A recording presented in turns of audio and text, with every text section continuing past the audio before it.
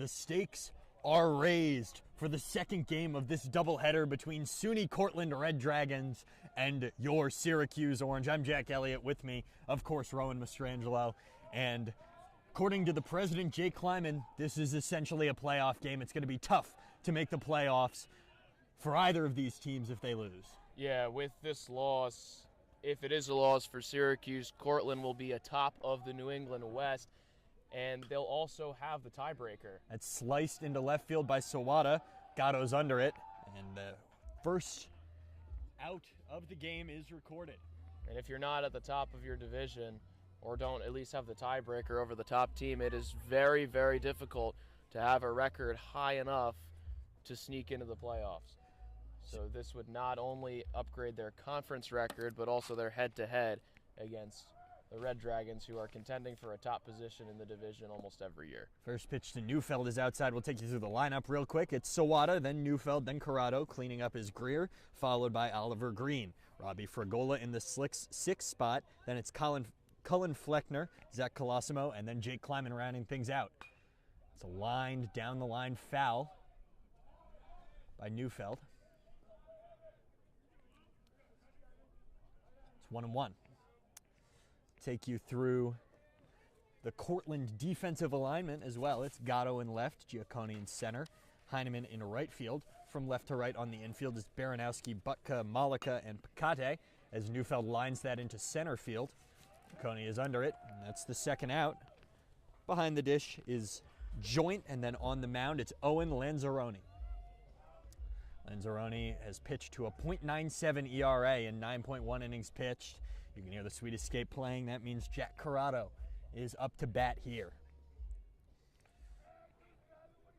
Corrado, he did okay last game, 0 for 1 with a walk and a hit by pitch. Didn't reach the bases, but he's a guy where when he's on, his boom potential is really, really high. First pitch fastball goes outside. These two rivals playing in what feels like a high-stakes game. Well, it absolutely is a high-stakes game. Fastball is upstairs. And both teams know that. I mean, if Cortland wins this one, they are sitting pretty at the top of the division. They have the head-to-head to themselves, and the rest of their schedule for the fall is fairly easy. It's a cakewalk into the spring. Fastball catches the top of the zone, and it's 2-1 to Corrado. We were talking to Jake after the game, and he said there was really nothing more they could have done to win that game. 2-1 comes in, just misses the zone, and now it's 3-1 to Corrado. I would agree with Jake. I thought that game was managed well. It's just an execution thing. Sometimes it doesn't go your way. It was close the whole way through. I mean, Absolutely. 2-1 doesn't get closer than that. 3-1 pitch catches the up and away corner, and now it's full count to Corrado.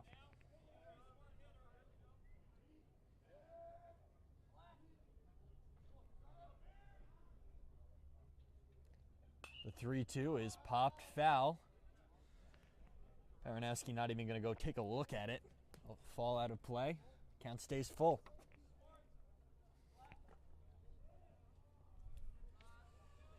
Corrado getting set in the box. Just looking to get a board here. Your first two batters go out the door early. Want to get something started as soon as you can. The 3-2 is upstairs, ball 4. Corrado will gladly take his base. Good at bat there, working the arm of Lanzarone early. That brings up Jackson Greer, who tripled in game 1. Yeah, the only run of last game, super productive.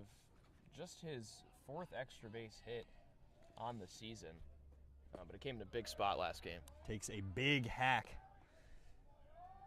at a first pitch fastball. Comes up empty. It's 0-1. Here's the 0-1 pitch. Wow.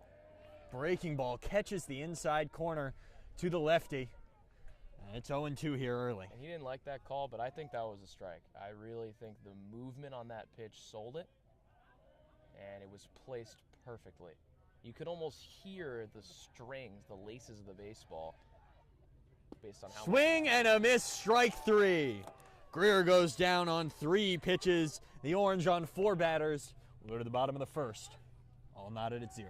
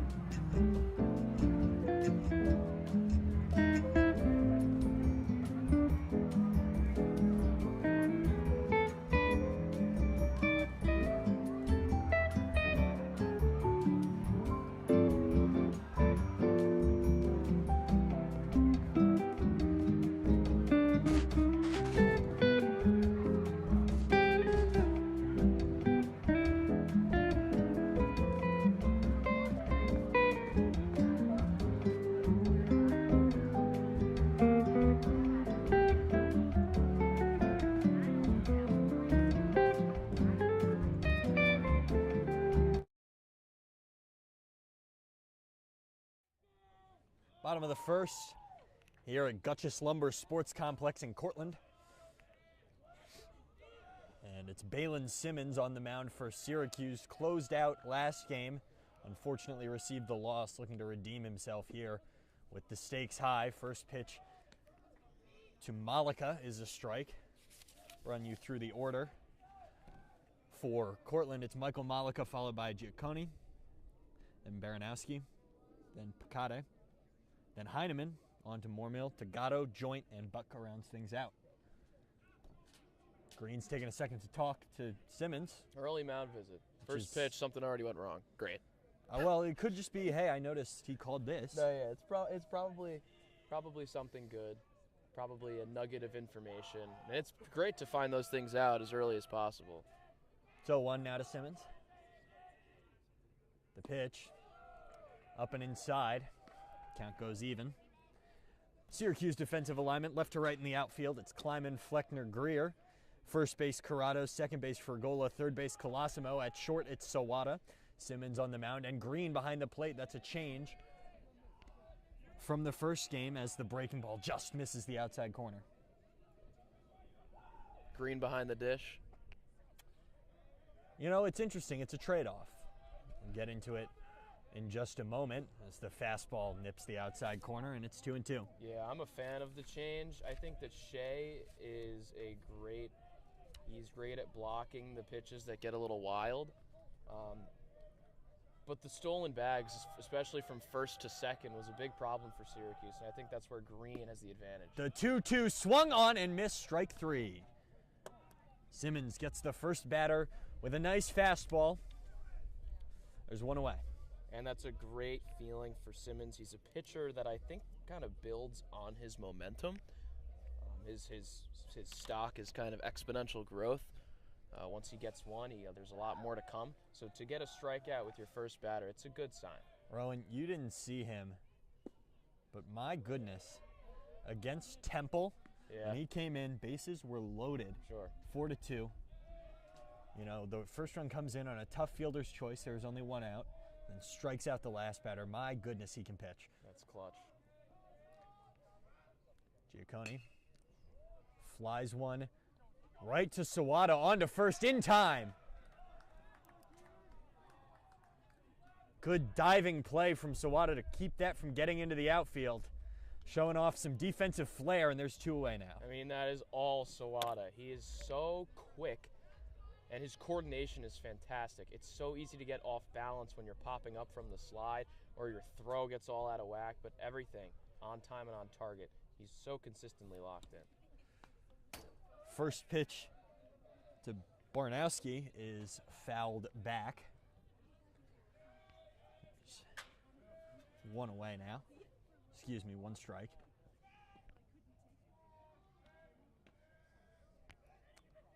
The day has not warmed up really, Rowan. No, you're still a little cold? No, I'm actually, the sun shining down is helping a little bit now, but my better. hands are still cold. I'm not shivering though. Yes.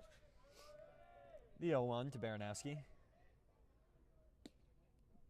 Just misses the outside corner with a curveball. Really could have gone either way on that call. I like that call. I think the stakes here are important. I think the strike zone should be a little tighter. Make him earn it. Than normal. Make him earn it in this game 3, in this rubber match. Of course. Ball bounces to the backstop. That's 2-1.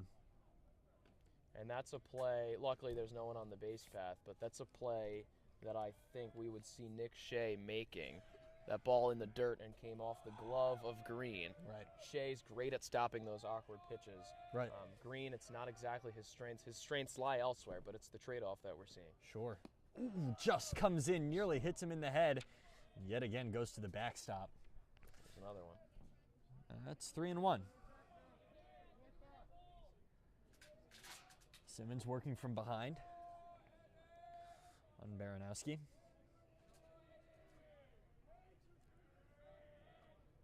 The 3-1. Simmons sets. That full flush position and hits him in the head. Seems okay. Baranowski, but he'll trot down to first with a hit by pitch and the first base runner of the day. Man, that really got him in a scary spot, right near that head and neck area. Hey, it seemed like it hit his face protector pretty square on. Yeah, it was all right, but it's always scary when you got a 75-mile-an-hour ball going towards your face. It's like not really ideal. I mean, I think Simmons is throwing a little harder than that on his fastball. But yeah. Brings up Aiden Picotti. First pitch curveball drops right into the zone. I love that curveball. It's so deceiving. It has so much movement. It makes it really hard, especially when it's the first pitch you see. Baranowski stole a couple bases. I think he stole 4. That's right. Last game. He's thinking about it here. Fastball just misses up and away to the righty. Righty on righty matchup here. Syracuse wearing the cream jerseys. It's a basic black and red for Cortland. Runner takes off for second. The throw down is a strike, but the ball gets away into center field. It's another stolen base for Edward Baranowski. Honestly, I thought it could have been a called strike. Yeah. It's 2-1 now. He's like their Keenan Sawada. A single for him is a double. Maybe even a triple. He's very active. And the pop time was decent. It just kind of got past the infield. Yeah. Comes up and in again with the fastball, having a little trouble locating right now to Picotti. That's 2-2. With a runner in scoring position, you want to diffuse this game as early as possible. You don't want anything in these first few innings, and Syracuse did a great job of that. The first Cortland runs came in the 5th inning. Looking for something similar here. The 2-2 swung on and missed, strike 3. And the side is retired. Balin Simmons gets Picotti swinging on a good curveball. Score stays 0-0. We'll be right back.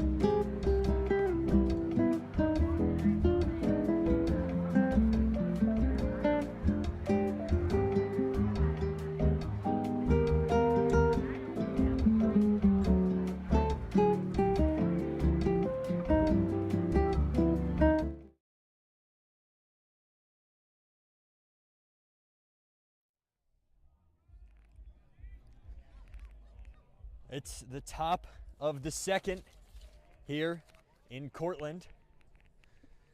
It's Oliver Green at the dish, takes the first pitch outside, but we have a quick Syracuse update for you all at home. It's currently 40-17 Syracuse basketball over the Delaware State Hornets. Donnie Freeman has 13 and Kyan Anthony has 12. As Green lines one down the line foul. Kyan Anthony, son of Carmelo Anthony, he's been playing big minutes in his first 2 games. Due to the J.J. Starling injury. Right, J.J. Starling, one of the 2 returning veterans on the Syracuse roster. There's 11 first-time faces for the men's basketball team. And Kyan Anthony, usually 6th man off the bench, but now he's in a starting role because J.J. Starling hurt his hamstring. A 1-1 catches the zone. Now it's 1 and 2. And it's great to see the team starting to gel. William Kyle, he scored a lot in his first game. He had 16. Hasn't scored yet, but he has 7 rebounds. Yeah, he's a great addition. A transfer from UCLA. Syracuse needed a big man after Malik Brown went to Duke through the transfer portal. And Kyle has filled that void really nicely in his first 2 games. It's early, but, you know, football has not exactly been going very well for the Syracuse Orange, so it's nice to see maybe a changing of the guard in basketball. Come back to baseball now. Oliver Green gets hit by a pitch and is immediately replaced by a courtesy runner. It's Tim Wilcox down at first. Tim, fellow journalism major. That's right. Writes for the Daily Orange and also 24/7 Sports. Hey, you just got an internship with them, I believe, right? There you go, It's Timmy. fantastic to see. It's fantastic. Yeah, he works hard. He's a big sports journalism guy. And he was so excited to hear that these games were going to be broadcasted. I mean, he loves sports journalism. He wanted to do play-by-play before he got into print and reporting. So he's got a big appreciation for what we do. He's always showed us a lot of respect and given us a lot of words on these broadcasts. Big shout out. It's Robbie Fergola up to the plate now. Fastball sails away from the lefty. He takes a second, ties his shoe. Shoe came undone. Hate to see it. Don't want to trip and fall on your way to first. That would suck. Look real silly. Checks in on Wilcox at first. Lanzarone does. Owen Lanzarone has been an impressive pitcher for Cortland this year. It's going to be tough for Syracuse to break through against him. Sails another fastball there, though. And this whole Red Dragons bullpen so far has just been dominant. I mean, game 1, a bit of an outlier with 10 Syracuse runs, but in game 2, they were on it. I mean, a very small amount of errors, and Lanzarone has come out doing the exact same thing in the rubber match. Lanzarone sets. Fergola grounds it down to second. Could be a tough play. Throws on to first in time to Picotti. And Wilcox advances to second on the fielder's choice. So Syracuse advances the runner there. Gets a runner in scoring position with just 1 away. An opportunity now for Cullen Fleckner to strike. Fleckner came in the back end of the earlier game today. Yeah, he came in the 6th. He struck out swinging. He came in for Finley Thompson. And Finley Thompson went back out in the field afterward as he takes a nice breaking ball in the outside corner. It's 0-1. Going to take a minute. And Joint's going to go talk to Lanzarone. Yeah, Fleckner has not gotten a lot of time this season, just 8 at-bats and 3 hits, but he looks great when he gets opportunities. He looks great. Give everyone a shot. He's been doing well. His at-bat, even though he struck out, it was a lengthy one. He did a good job. The 0-1 now. Lanzarone didn't like it. Steps off, then steps right back in. Comes set, the kick and deal. Swung on and fouled into the leg of Fleckner. Ouch. It's going to take a second, hobble around. That hurts. Right off the bat, hitting your leg. Does not feel good. Not at all. Especially in the cold, everything's kind of tight. You know when like someone high-fives you too hard and your hand is like kind of numb? Absolutely. I feel like that's what that would feel like. Right. But instead of a hand, it's a baseball. Ankle. Yeah, right. Awful. 0-2 now. To Fleckner, looking to get Syracuse on the board here early. Swings and misses, strike 3. The high cheese from Lanzarone got Fleckner to go. Moves things along to Zach Colosimo. And Fleckner wishes he could have that pitch back. It was middle. He just missed it, and as soon as he swung through it, he threw his head back in just disappointment. Shock. Yeah. Horror. Horror. First pitch to Colosimo. Takes a big hack. That's 0-1. Colosimo coming into this one, a huge character on the Syracuse team, just is the reason Syracuse came back in game 1 and won it. The 0-1 is fouled off behind home plate, out of play. Colosimo gave up 3 errors in game 1, which allowed Cortland to take a 6-2 lead. And you might be saying, okay, so how did he win the game? Well, he batted 3 runners in, brought the game 5-6, and then in the 7th, SU tallied on 5 more runs. So he was the spark to what eventually led for the unanswered runs. Grounded down to the third baseman. Going to be a tough play across the diamond. In time, though, to get Colosimo, and the side is retired. Syracuse gets a runner on a hit by pitch, but won't be much else going on. We'll head to the bottom of the second, still 0-0.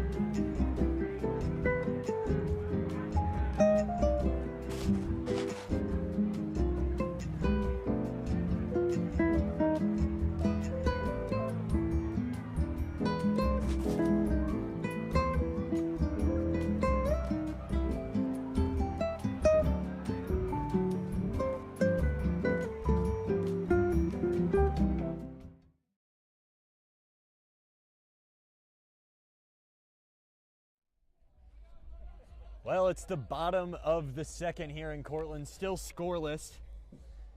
And it's the meat of the order. It's the number 5 hitter, Shane Heineman, coming up to bat for the Red Dragons.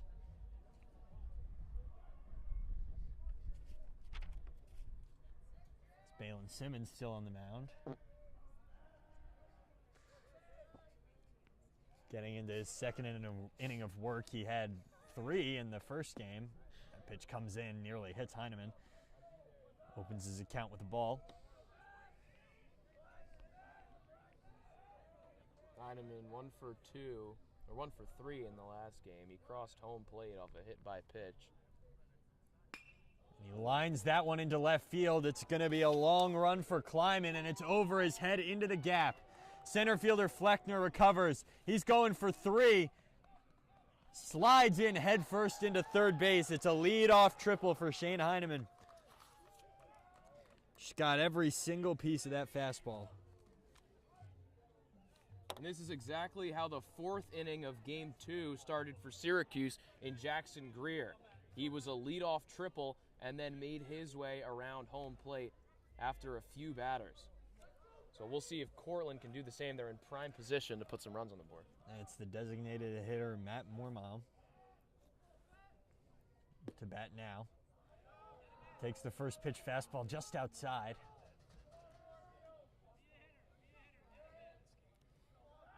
Mormile only had 2 at-bats coming into today, in conference play at least.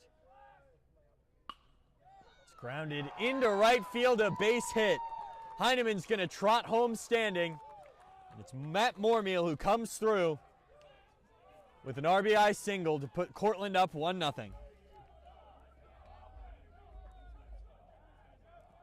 That dugout is fired up. I mean, we haven't seen a run that early today.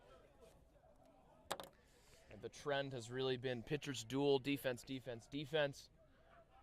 But a switch there in favor of Cortland. It's the 7-hitter, Michael Gatto now. Simmons throws a curveball, drops into the zone. Starts off 0-1. The 0-1. Runner goes. It's popped up. Corrado trying to find it up behind first. Can't quite get there.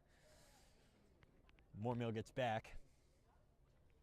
It was a catchable ball. He had a tough time tracking it, and in the sky it's cloudy, so the white ball kind of blends in with the white sky. Right. But that was in the park. Could have got that one. It's 0-2 now to Gatto. Simmons looks in, gets his side. Checks in on the runner on first. Here's the pitch. Swung on, grounded down to third base. It's bobbled by Colosimo. Needs a big throw across the diamond. Not in time. It's going to go down as an E5. Allows Michael Gatto to reach first. Moormeal advances to second. There's 2 on and no away for Cortland. That's an instance where you don't complete the fundamental. You traject where the ball's going to go, you put your glove in the right spot, and then you're so focused on the transfer that the ball just kind of bobbles out of the glove for just a second, and that's all the time Gatto needed to hit first.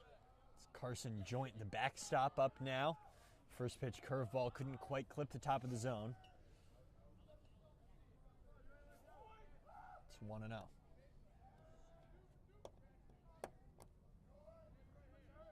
Simmons looks. The 1-0 fastball is up. Sailed it. It's 2-0.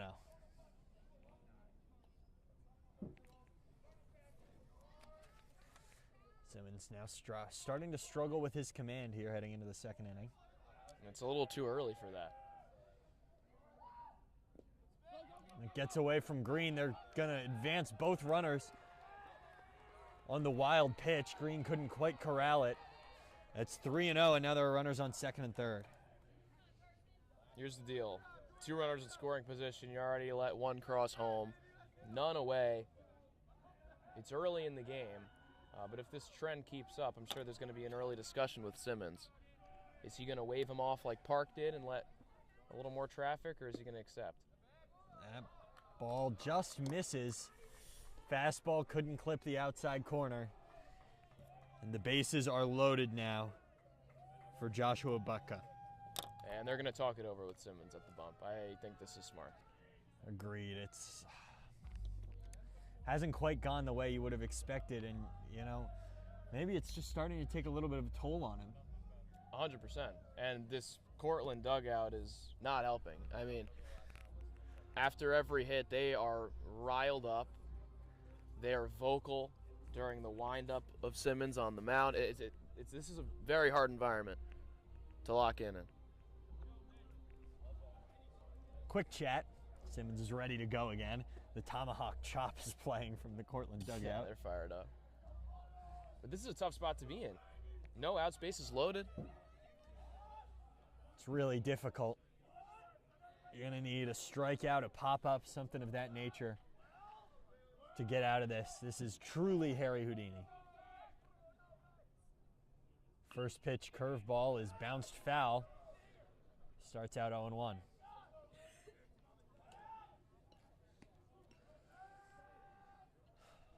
Simmons retrieves the ball. Getting a little shivery out here yet again. The sun's gone. Yeah. It's sad. It's unfortunate. 0-1. Is off the plate. They say he did not go. Butka held his swing. That's 1-1. Syracuse hunting for anything here. A check swing going. They want to get out of this jam any way possible. It's a tough position. Very hard. Simmons gets his side. The 0-1. Swing on and missed. That's 1-2. Simmons needs a strikeout here in the worst way possible, Rowan. And even if Butka is retired and there's out number 1 on the side, you're back up to the top of the order. Right. It's very threatening. The 1-2 is fly down the right field line. Corrado going back on it. Might be more frugal to just let it bounce. Otherwise, you could get a tag and another run. Right. Let it bounce they will, and it's 1-2.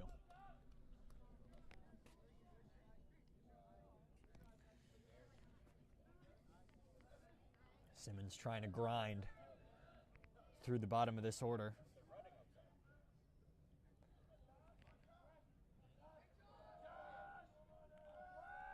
No 1-2. That's in there for strike 3. Nice slider. Clips the corner. And it's a huge first out for Balin Simmons. But he's not out of trouble yet. It's the top of the order, only 1 away now. Starts out with Michael Malika. His 3rd strikeout of the day. It's been decent command, but it's just been better contact from the Cortland offense. They are swinging at what they like and putting the ball in play. Infield is in. First pitch to Malika is fouled back. It's 0-1. If you're Simmons, you really want to induce soft contact here. With the bases loaded, you've got an opportunity to make a double play on all sides of the infield. You want to induce soft contact. Can't complain about a strikeout, but if you want to get this done and doneer ASAP, it's soft contact. I think you'd rather the strikeout, what with the infield in. If they were at double play depth, I'd agree with you, but as far in as they are, that's 1-1 now. Fastball comes in the dirt.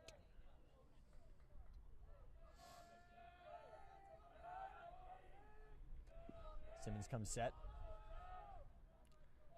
Looks in at Green behind the dish. The 1-1. Grounded back to Simmons. Going to go for the play at home. Green going to fire on to first for 2. In time! Double play! The side is retired. Syracuse escapes with only 1 run of damage. Huge performance from Balin Simmons. We'll head to the top of the 3rd. Just 1-0 Cortland.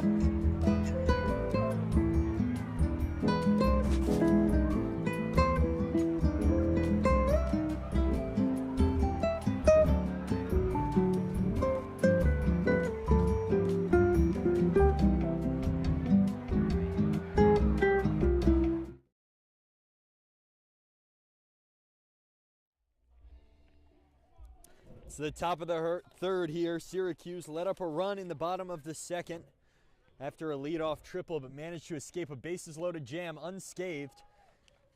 It's the reverse leadoff, bottom of the order, Jake Kleiman, who takes strike 1 from Lanzarone. First pitch is lined over to first, throws behind him, dive into the bag by Lanzarone, and he got him. A bang-bang play at first. Lanzarone had to reach behind him and then lay out into first. But Kleiman is retired. Brings us to the top of the order. It's good awareness by Lanzarone, immediately sprinting to the first base bag because he knows that Picotti has got to move over to make that play. It's just a good heads-up decision from the pitcher. Of course. And, that's the pitcher's job. You got to cover first Right. on a ball down to first base. You see time and time again, they're caught up with throwing to the catcher, but they're in the infield. Even in the They've MLB. got a field, right, at all levels. First pitch to Sawada was outside. Second pitch, same spot but up a few feet. So it's now early 2-0 to Keenan Sawada. And if he gets on the court, the base pass.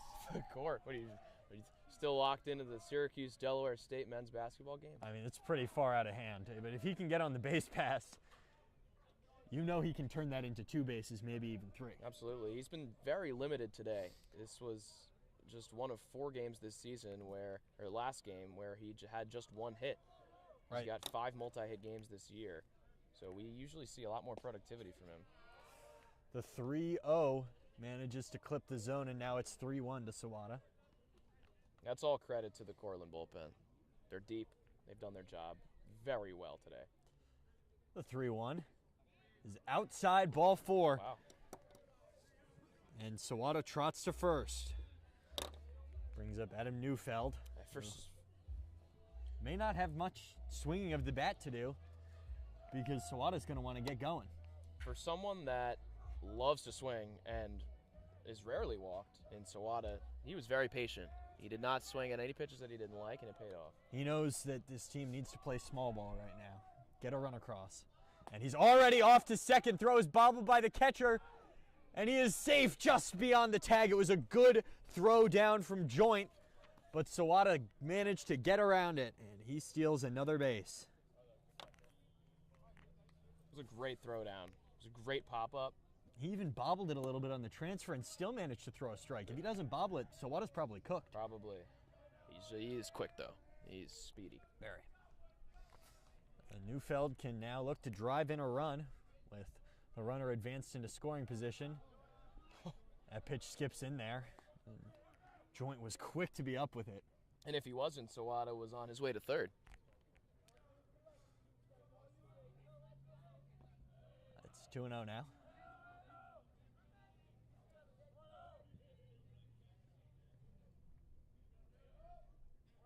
Here's the pitch from Lanzarone. Sawada runs. It's grounded up towards the middle. They're going to throw on to first in time. It was a good play from the second baseman, Malika. Sawada advances to third. Neufeld grounds out to the second baseman. And it's Jack Corrado with a chance to even this game up. Runner on third, 2 outs. It was a great lead from Sawada to get to third, because if he didn't take that lead, I think the Cortland defense could have gotten the lead runner out. Right. But now SU just 90 feet away from tying this up. It's Corrado in the clutch. Takes the first pitch outside. It's 1-0.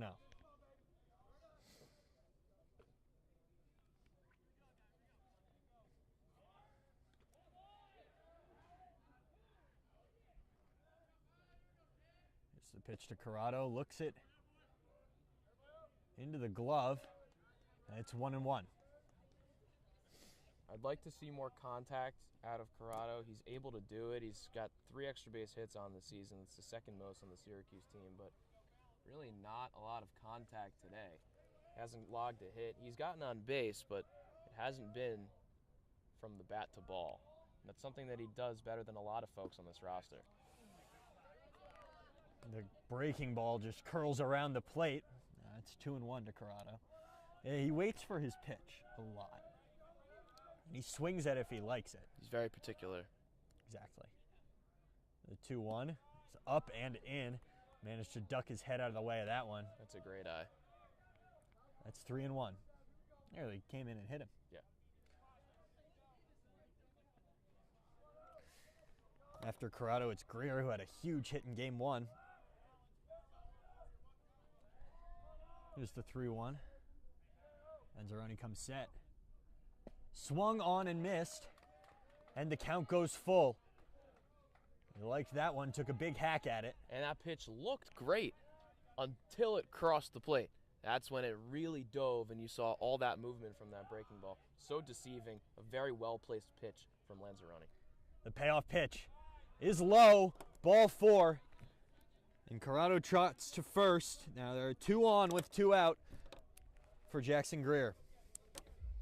Sawada at third, Corrado at first. Here in the top of the third, Syracuse looking to get on the board and even this thing up. Greer is where the offensive action for Syracuse started and ended in game 2 with that triple. He's the only orange to cross home, and he's got an opportunity with a runner in scoring position. Takes the first pitch up for ball 1. Looking to work himself a count here.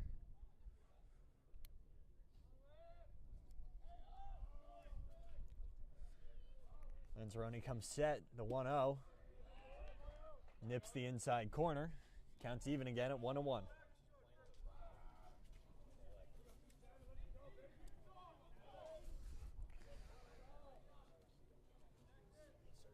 Greer stands in.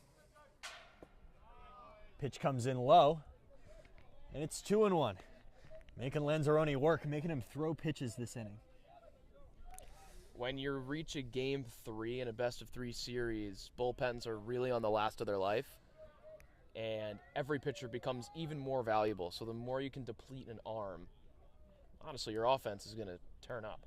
Lanzarone sets the 2-1. Swung on and grounded down to first through the legs!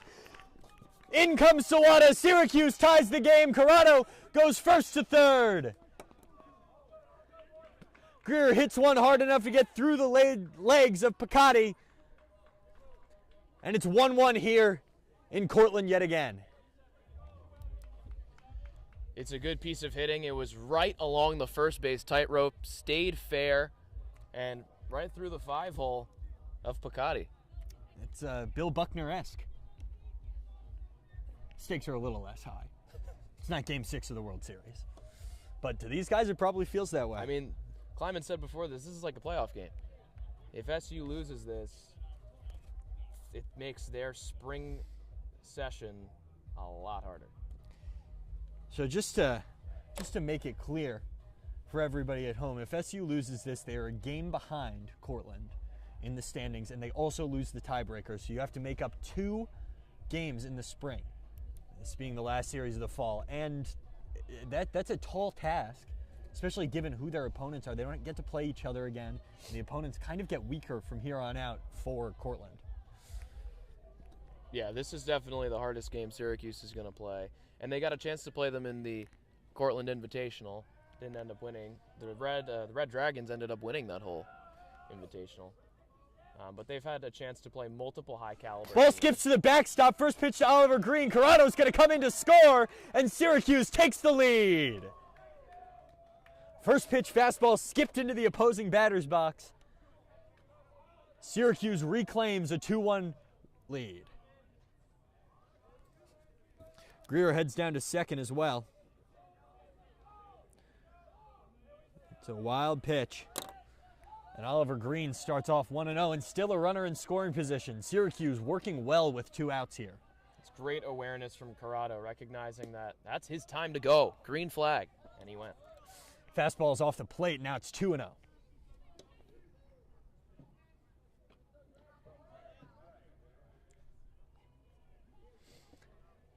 Lanzarone comes set. The 2-0 pitch is low and away yet again. 3 pitches in varying degrees of the same spot for Lanzarone.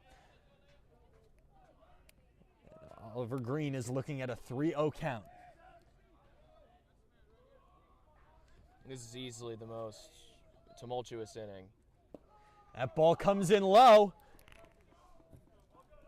It's a walk for Oliver Green. So runners on first and second now. And it's Robbie Fergola. There's going to be a courtesy runner for Green. It's Tim Wilcox yet again coming out to run. This is easily the most tumultuous inning for the Red Dragons. I mean, the first and second, it was 4 runners each, or 4 Syracuse batters each. Really nothing to sweat over, but this one, there's been a lot more variance. Fergola swings the first pitch and fouls it into the backstop. He was thrown out on a fielder's choice, which advanced Wilcox to second last inning. Then Syracuse went down very quickly after that. Has an opportunity here with 2 outs to tack on to the Syracuse lead. Fragola's also had a quiet day today. He's a guy who's usually very active for Syracuse, giving them a jolt. He's been rather quiet today. Here's the 0-1. Comes in upstairs. It's even again at 1-1. And the Syracuse dugout's starting to come alive a little bit. Yeah, they've been outshouted by the Cortland dugout all day. And now with a lead, that fires you up. Here's the 1-1. Outside, ball 2. It's a righty on lefty matchup. It just got into the righty's batter's box a little bit. It's 2-1. Lanzarone has pitched well all season, and this is some of the most earned runs he's let up in a game. 2-1. He's fouled behind the visitor's dugout. And the count's even now at 2-2. Now, Fragola, small guy, 5'7", 150, but he can get that big contact, those extra base hits. He doesn't get a lot of them, but we've seen it before. He was just a little earlier on that. That would have been some Syracuse action. There's the 2-2. Just outside. It's a good eye from Fragola. Counts full. And that's the real strength of Fragola, the team leader in walks. He knows when to hold off. He's got great discipline, and it pays off. He's got good knowledge of the strike zone. The payoff pitch now from Lanzarone sets. The kick and deal. Strike 3 called. Clipped the outside corner with a fastball. But Syracuse, with some situational hitting, claims a 2-1 lead here in the 3rd inning. We'll be right back for the bottom of the 3rd.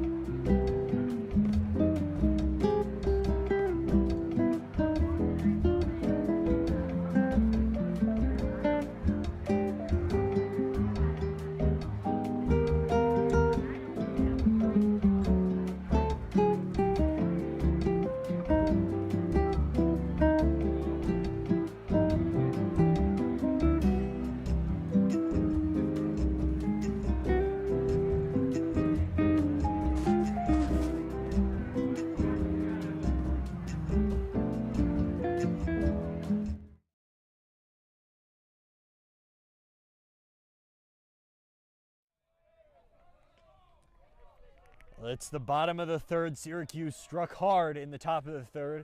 It's 2-1 Orange. Balin Simmons stays on the mound, pitching to the lefty Giacconi. First pitch strike. Good fastball from Simmons. Yeah, just clipped the zone. And the big great placement. Big right-hander sticks and fires. Lined into center field, moving over on it is Fleckner. Sidles under it, makes the grab. There's one away.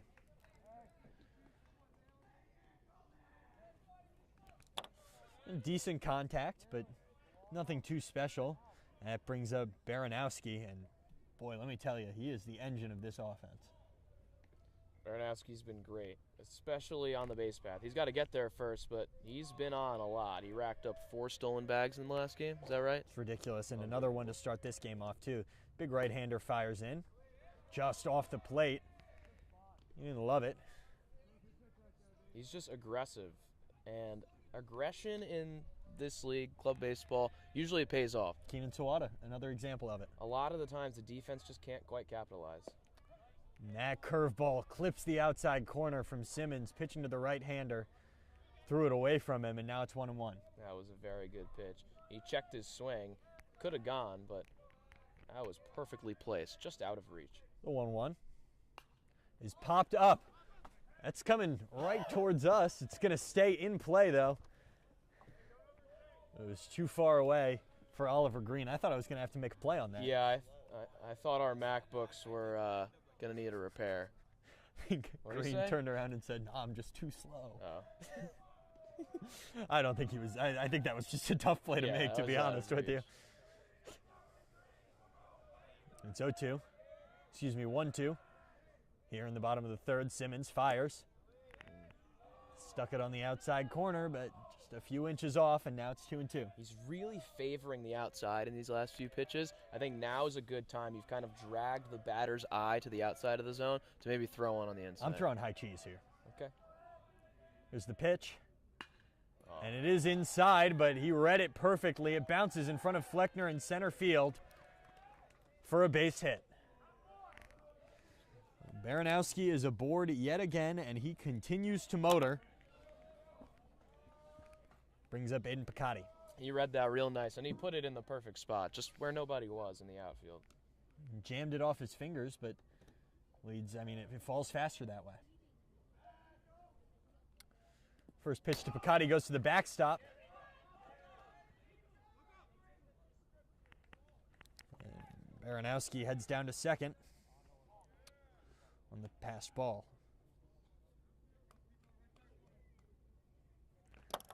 Oh, it's 1-0 now to Picotti. Simmons already has an out in this inning. Doesn't want to surrender the tying run. Runner in scoring position now. For second pitch curveball is good. Picotti takes a swing at it, but just manages to foul it back to the screen. It's 1-1. I think the Red Dragons are starting to be able to read when that curveball is coming. It's hanging just a little bit, and they are consistently making contact with it far more than in those first 2 innings. And even in last game, yeah, as the fastball comes in outside, and now it's 2-1. And it's a little dangerous because if the team can start reading and picking up signs and getting a hold of your pitchers, you got to pull them out before damage is done. Because you got to consider it's now some of their 3rd or 4th time seeing Balin Simmons today. Right, he closed the last game. That curveball falls outside, but Green does a good job getting over to it. They're starting to understand what he's doing. And it's 3-1. Simmons sets. It's off the outside corner for ball 4, and there are 2 on now. Brings up Shane Heineman, who had a triple to lead off the second inning. Dangerous hitter at the plate. They're going to come talk to Simmons. We'll see if they decide to pull him. Yeah, I mean, I wouldn't be surprised if they do. I think they're going to leave him in for a little more. I don't think his day is done quite yet. I think he could finish out this side. I mean, it's not going horribly wrong. The second inning was tough. He's off to a better start here. But I do think that they're going to leave him in. Yeah, they're leaving him in. But I definitely think he's flirting with the end of his rope today. He's flirting with disaster. You ever heard that song? No. Who's it by? I'll tell you. Molly Hatchet. Not familiar. Hey, that's okay. How are the Syracuse Orange doing in the JMA? Oh, they're doing fantastic. What's the score? It's currently 46-21. That's as of the 17th minute. As the runner goes, it's thrown into left field by Green. He's coming home. Baranowski scores standing, and the game is tied again. It was an error from the catcher, Oliver Green. Threw it into left field, and we're back even. And that's tough to see because something that I think Oliver Green has over Nick Shea, the other Syracuse catcher, is that ability to make accurate and timely throwdowns. And that one was not accurate. Syracuse paid the price. It's tough. Right. Game is now tied 1 away, and there's still a runner in scoring position. Now you're in danger of going down.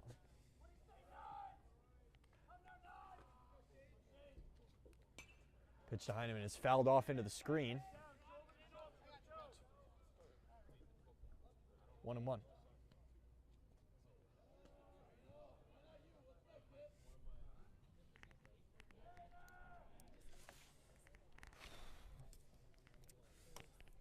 The sun is starting to set here in Cortland. It's only 2:30, but with the cloud cover, it's getting darker. Simmons checks in on the runner on second. That's lined into left field for a base hit. Kleiman recovers but bobbles it. It gets by him. Picotti's going to come in to score. Kleiman has to run all the way to the wall, fires it in, and Heineman goes all the way to third. Disaster strikes for Syracuse. And just like that, the game is flipped back on its head. It's 3-2. We're going to be right back because Syracuse is going to go ahead and make a pitching change.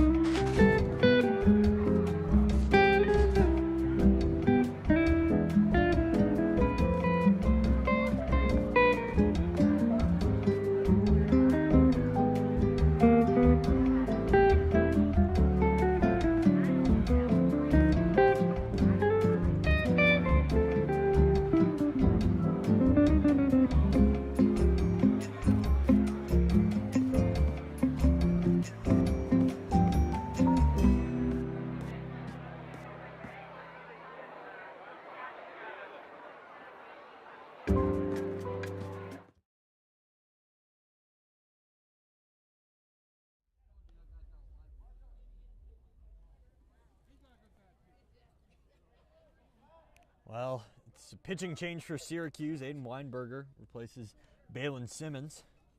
Simmons surrendered 2 runs in the third. It's now 3-2 Cortland. Been a back and forth affair so far. Balin Simmons' final line, 2+ innings, 2 earned runs, 3 runs total. 4 hits, 2 walks, and 3 strikeouts. It's not bad. It's not great.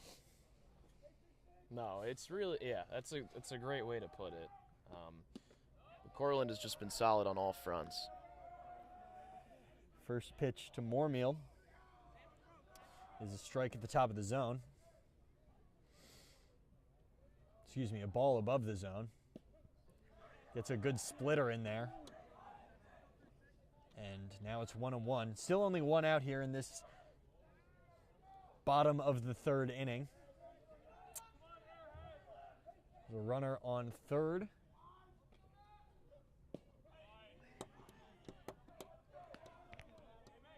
The runner on 3rd is Heineman, who went all the way around on a single and an E7 climb and let the ball by him. That was a tough play. That would have been a single, and instead it was far more. Weinberger sets and deals, misses outside. That's 2-2. Weinberger looking for a couple quick outs, pitched well in the Invitational tournament. Struck out the side in his second appearance when Syracuse was up just 1. So he can pitch in the clutch. Fastball is fouled away. And it seems like Moormill wants that one back. Yeah, he was not super happy with that. He also didn't love the first 2 strike calls, especially the second one. He thought that pitch was very low.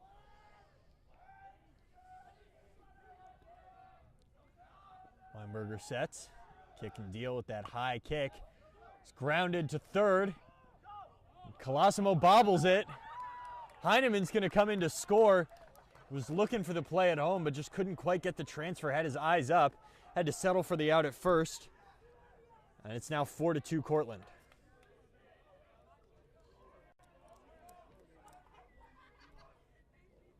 So an RBI fielder's choice for Moormeal brings up Michael Gatto. This has been a very productive inning. For Cortland, this is the most offense we've seen in an inning today. First pitch to Gatto is fouled down the left field line. Starts off 0-1.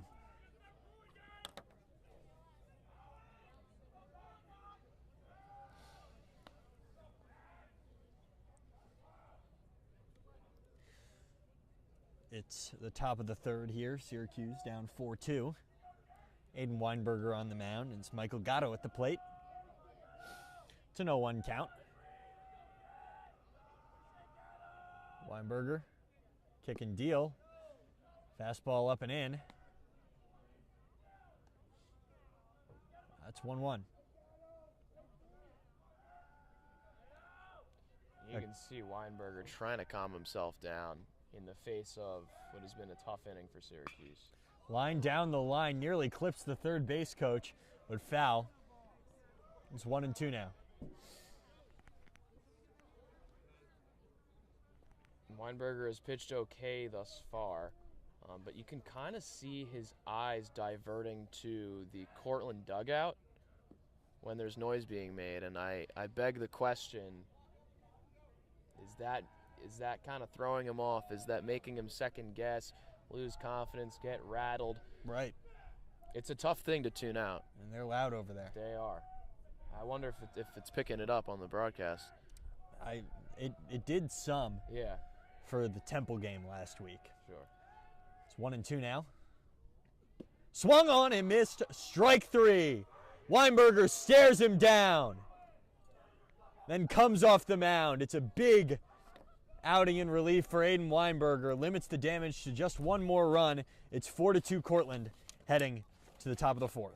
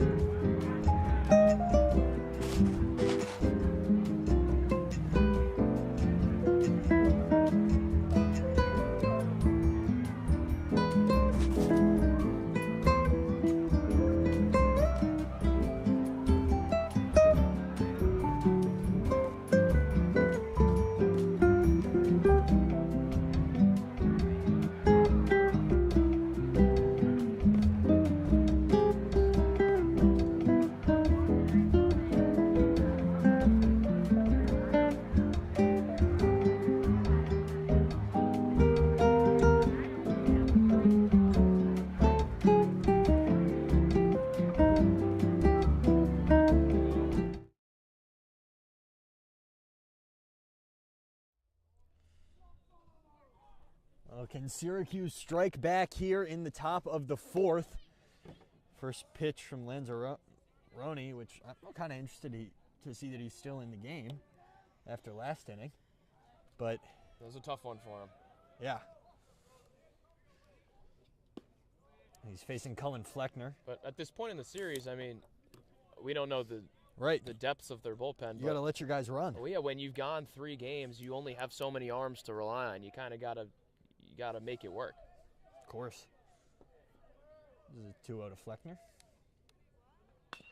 Swung on and chopped down to first. Should be an easy play for Picotti. And it is. He steps on the bag in time. Here's one away. Soft contact, easy play for the first baseman, Picotti. Really no stress about that. Syracuse on the back end of their order. It would be really nice to carry that into the top. Maybe get these guys on and then let the first, second, and third batters do their job. You got Colosimo and Kleiman, who would be the ones to get things started. Colosimo swings at the first pitch, and it's 0-1. Colosimo grounded out to third, where he usually plays his first time up. Flies that one into right field. It's going to be an easy play for Heineman. Barely had to move. And there's 2 away now for Kleiman, looking to flip it over to the top of the order. They're making quick work. Very quick work. I mean, what, it's been 5 pitches? Lanzarone has really settled into a groove here. It's tough for Syracuse to time him up. First pitch to Kleiman. It's low and inside. He takes a ball, as he does so often. He's done that a lot today. He didn't even log an at-bat last game because he walked all 3 times. I mean, anyway works. Second pitch just clips the top of the zone, and it's 1-1. Man, it really got cold. The sun going behind the clouds. Yeah, it got quite chilly quite like quickly. It's 30 degrees or something. Yeah. 1-1 is low and inside. It's 2-1 now. It says it feels like 41. That's not true. I don't agree with that at all. That's silly.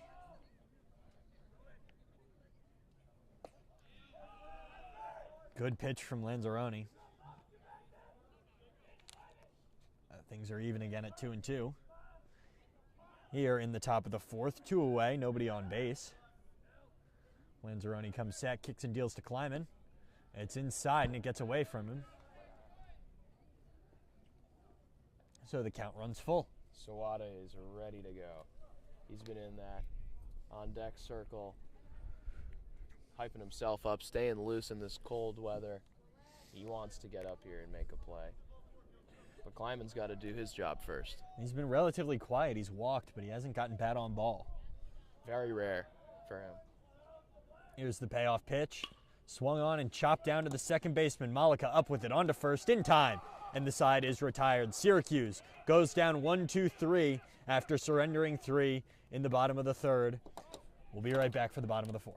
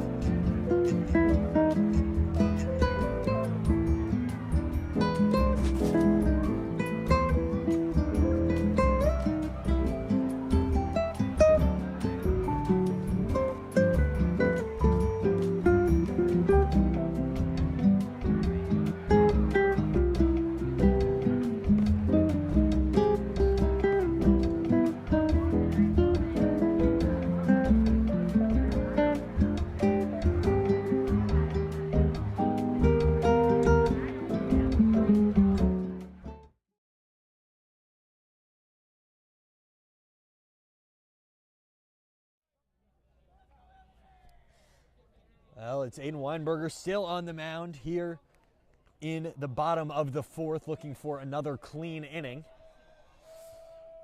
Pitched well in the third when he came in relief. Fires a first pitch slider that couldn't find the zone. Looks like we've had a substitution behind the dish. It's Nick Shea in on defense.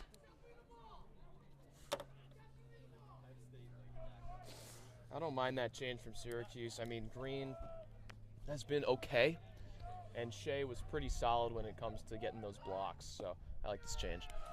There it is right there, a fastball inside. That's 2-0, and Cortland dugout trying its best to rattle Weinberger here.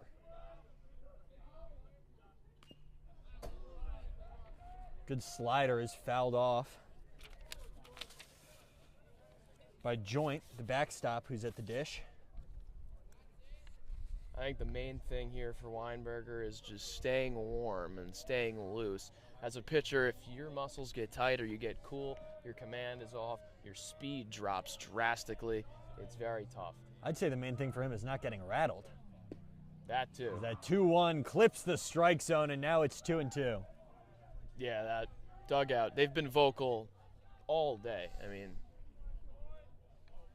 and it's worked. There have been some instances where it has really affected the game. I think Weinberger feeds off it, though, as he comes set, fires in the 2-2, comes right back at us. Scared the life out of me.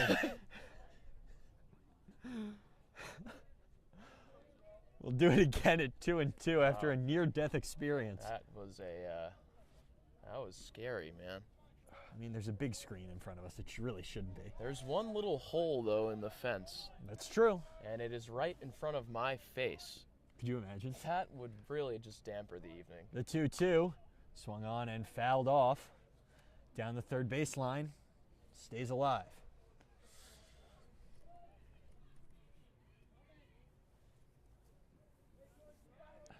Continues to, oh, you're shivering now, huh?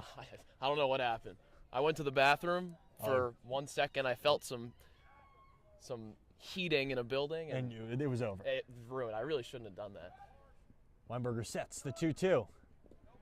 Low, bounces away, and the count goes full. Shea's lucky there wasn't anyone aboard. He got put in to make those blocks and make those good snags. Yeah, I mean, that would have been a tough one to corral. It was a funky pitch. It was a funky pitch, but I've got a high bar for him. I mean, he's one of the best catchers in the NCBA. Sure. Weinberger looks in. Gets his sign, the 3-2. Payoff pitch. Swung on and lined into right field. That's going to get down in the right center gap.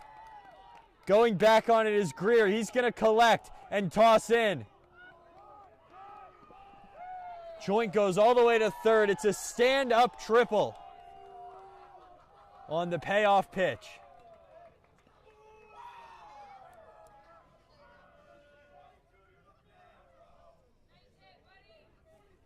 Had a couple more substitutions. Corrado's at third, and Green moved to first, so Shea came in behind the plate. It's technically a Shea for Colosimo substitution.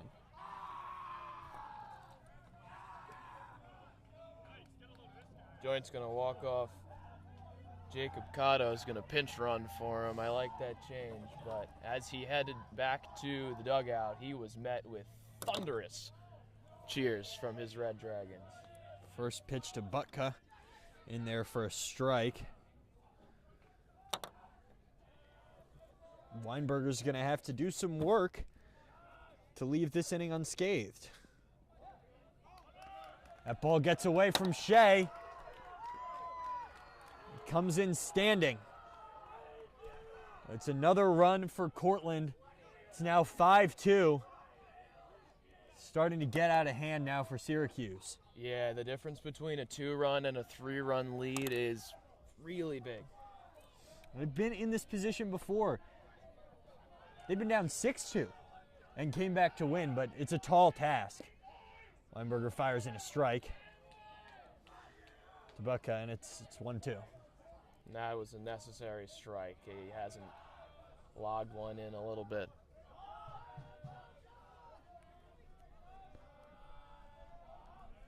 The 1-2 from Weinberger comes set, the deal. Swung on and fouled into the ump. Shakes it off for just his helmet.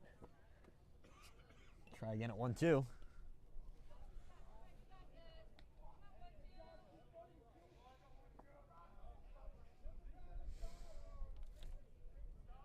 Weinberger wearing 42 on the mound.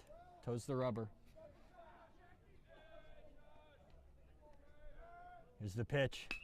Swung on and grounded down to third. It's a good pick by Corrado. Has to fire quickly. Safe at first. Butka beats it out. It's an infield single. It just feels like nothing can really go Syracuse's way right now. And now you start to think, well, do you have any more options in the tank when it comes to pitching? It seems like there's somebody out there warming. I can't quite make out the number from here. It might be Wordy. It might be Thomas. He pitched game 1, and they might be asking him to do a quick turnaround. I mean, Syracuse doesn't play for a long while after this series. I wouldn't be surprised if they tried to squeeze out some time from their ace.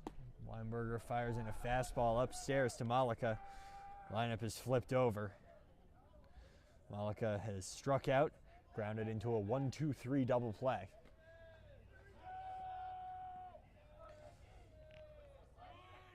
Runner goes. Shea throws down. Skips in. No chance at catching Butka. And there's that throwdown from Shea. It just barely got over the mound.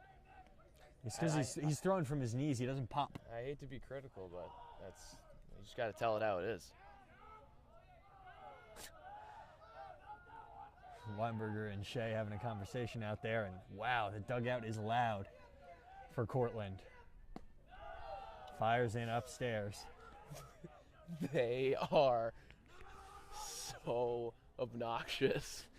I mean, It will get under your skin quickly. Yeah, if I were out there and I was trying to pitch and concentrate, it'd be so hard. Pitch comes in outside, and it's 3-1. Weinberger kind of losing his command.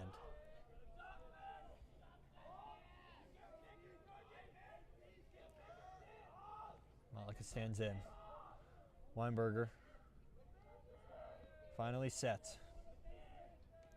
From the stretch, it's outside, ball 4. And there's runners on first and second now. No movement from the Syracuse dugout. Letting Weinberger hang out there. If there were 1 or 2 outs, I would I'd say, okay, we've got none away. And 1 runner already in. I think it's a little more urgent right now. Almost comes in and hits him. Barely got out of the way, but both runners are going to advance with ease on the wild pitch.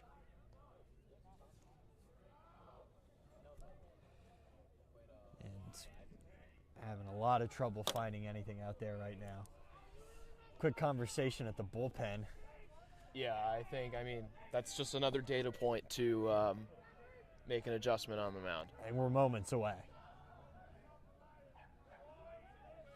Weinberger sets and fires inside, and it's 2-0.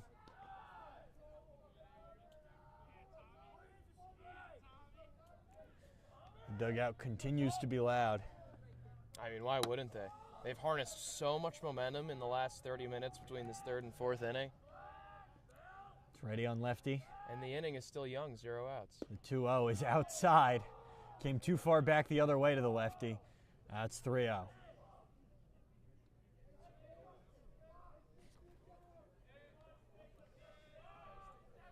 Weinberger sets, needs to get a strike across here or he loads the bases.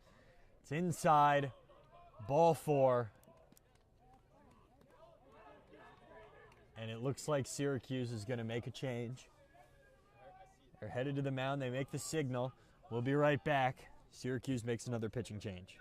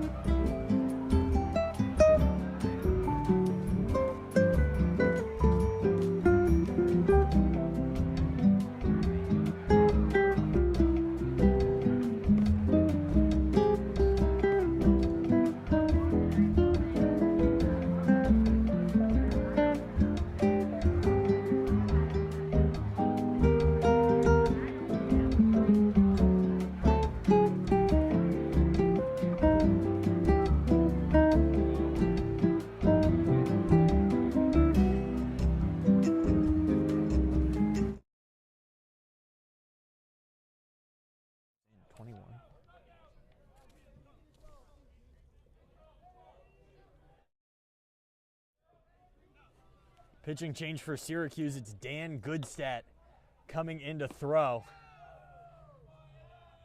This season, he's pitched 4 innings without allowing a run.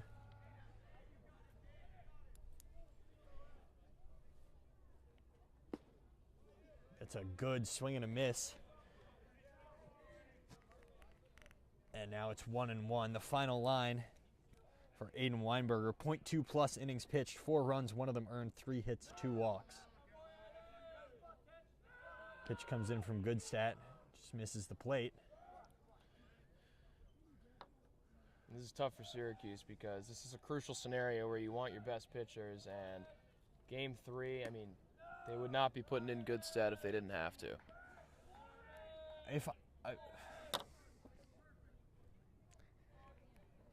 Exactly. I cannot, I'm shocked that they are going to Goodstadt here, but walks the first batter. Walks in a run for Syracuse. It's 6-2, exactly where they were in game 1. That's right. In game 1, they went down 6-2, and then they scored 3 in the 6th to make it 6-5, and then 5 in the 7th to take a 10-6 lead. It would be pretty shocking if something like that happened again. And see here, I had to confirm, but Dan Goodstadt, as he fires in a fastball, was not supposed to play again. He was supposed to stop playing and instead just be a coach for this team for the rest of the year, as that ball is popped into right field. Made the catch. All the runners are going to get to tag.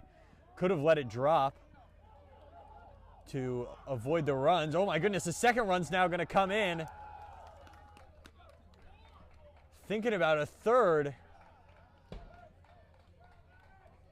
It's a nightmare scenario for Syracuse as a couple of bobbles on the throw in allow a second run to score on the tag. And it's now 8-2.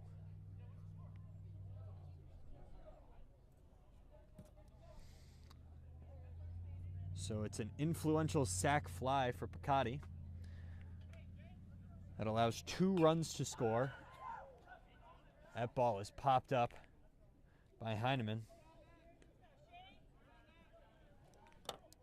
It's just going from bad to worse right now for Syracuse.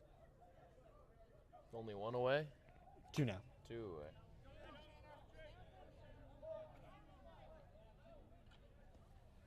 Goodstadt's ahead in the count now. Looking to find a way through this inning. Swung on and missed, and it's Yeah, that's 2. strike 3. That's 2. I forgot that they had not gotten any outs before Goodstadt came in. Boy. This has been a very tough inning for Syracuse. Just really nothing to smile at. Goodstadt fires in a strike. Needed to get that one over, and it's 0-1. 0-1 comes in high. Goodstadt trying to work quickly. It's even now at 1-1. Syracuse has more arms warming in the bullpen. That ball skips in. It's 2-1. It's a more meal. I mean, I wouldn't be surprised if we saw a new Syracuse pitcher each inning. It's just these. I don't know that they have that many arms. The arms right now, the location is nowhere near where it needs to be. There's been 2 hits in this inning, and the rest have been walks. Walks, right. It's not really. It's lined into right field, slicing foul. It's not really a thing where the Red Dragons are making amazing contact. It's just the location, and they're holding off on swinging, rightfully so, because they're only hitting the zone a quarter of the time. Now Goodstadt has found the zone here. He walked 1, then since then has managed to settle down. He looks in. 1-2. Swung on and fouled off again by Moormeal. This is a very good fight for Moormeal. He's staying alive well. And he knows that there's high reward with a runner on third. One more insurance run. I mean, given what Syracuse did yesterday, always appreciated. That curveball skips in, and Moormeal trots to first. It's another walk for Syracuse. And now he's cutting a rundown. And my goodness, some sloppy base running from the Red Dragons. Baranowski finds himself caught in a rundown, and Syracuse gets out of this inning, but not before disaster strikes, and 4 earned runs later, it's 8-2 Cortland. Rowan will be back on the call when we come back.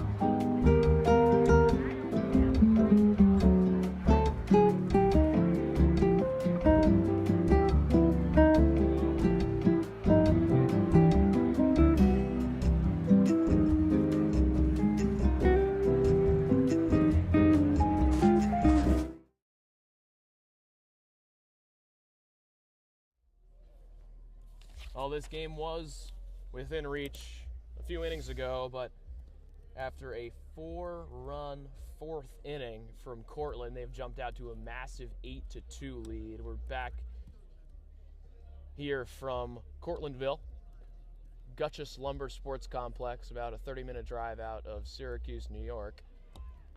And it's the top of the 5th and the top of the Syracuse order in Keenan Sawada, who's been fairly quiet all day today. Syracuse's main offensive contributor, hitting over 600 on the year. I'm Rowan Mastrangelo, to my side, Jack Elliott. Jack had the first 4 innings, and it was close until it wasn't. It's really how it's been. Thoughts? Keith Hernandez, voice of the Mets, has this patented thing that he does whenever games get out of hand where he just kind of starts sighing into the microphone. And I'm nearing that point. That is funny. First pitch away from Sawada. Count moves to 1-0. Top of the 5th, no runners on. Sawada, leadoff hitter for Syracuse. 0 for 1 today with a walk. He made it around the base path. Was the first run scored for Syracuse. Was followed by Jack Corrado in that 3rd inning. But since then, it's been nothing for the Orange. Takes the second pitch inside. 2-0 now to Sawada. In at short today. He's done a good job fielding. And Jake Kleiman has moved to first base coach. He was the 9 hitter. Not sure if he's still in that lineup. I would assume third not. pitch taken inside. You would assume not. No, I would assume he's made some changes if he feels comfortable enough to be out there. He often subs himself out, but he has not lost spirit at all. He's sitting near that first base bag clapping as that 4th pitch comes in. There's the called strike. 3-1 to Sawada. But Kleiman, the president of this team, the beating heart, even when things are looking grim like they are right now. He's still very spirited. The 3-1 from Lanzarone. Here it comes. That's outside. A 5-pitch walk to Sawada. He'll take his base, and it brings up Adam Newfield in the DH spot. If you're going to get anything started, these are the people you want to get it started with. You're down 6, but you were down 4 yesterday, and you came back and won by a fair amount. So this is doable. It just has to happen fast. Newfield just 1 for 6 today, 0 for 2 in this game 3. Flew out to center in the first and then got out on a fielder's choice in the third. He's back at the box in the 5th. Chops one, bounces over the pitcher, and gets through the infield. That's a base hit. Sawada will hold off at the halfway mark at second base. And Newfield sits comfortably at first. Just got to string hits together. When you're down by this many, you can't be thinking about the big hit. Just got to put bat on ball, put ball in play. It's little by little, and Syracuse was down 6-2 in game 1 against these same Cortland Red Dragons, and in just 2 innings, they flipped the script and won this game 10-6. It's a bigger deficit now, but they have experience playing from behind, looking adversity in the face, and kicking the door off its hinges. Jack Corrado in the box now. 2 walks today, so no at-bats. Made it around the base path in the 3rd. That's the most recent Syracuse run. We've got Sawada at 2nd and Newfield at 1st. That one's fouled back into the fence. This in a 1-1 count. This bottom part makes such a distinctive sound. The this wood. Bottom part, yeah. When the ball hits it. So for you folks at home, there's the metal screen, but then at the bottom there's like a padded part that's it's a wood plank. It's a very satisfying noise when the ball hits it. 1-1, runners on 2nd and 1st. Here's the pitch. Outside. 2-1 to Corrado. He wants something to hit here. He is looking. He is one to look for the big hit. Parks one over the fence, cuts the deficit in half. Corrado hitting 400 on the year, but hasn't been as lucky today. Here's the pitch. Breaking ball upstairs. Couldn't find the zone. 3-1 to Corrado. Sawada was walked on 5 pitches, and Newfield logged a hit. It's been 3 pitches to Corrado, and we'll get a visit at the bump from the arm of Lanzarone, who's been in this game since it started. His length today has been really remarkable. It's been impressive.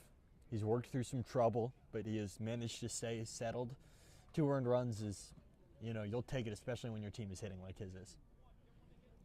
And as the series winds down, this best of 3, arms are hard to come by. They become a hotter commodity as the games go and go. And talk about doing your job as a starting pitcher and making the job of your relievers less strenuous. It's exactly what he's done today. Swings on the 5th pitch down the first base line. It's ruled foul. Just missed it by a couple of inches. So close. And that would have pushed Sawada. He had a decent lead.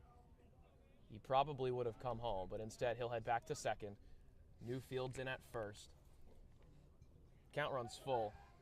And a payoff pitch underway from Lanzarone to Corrado. Here's the pitch.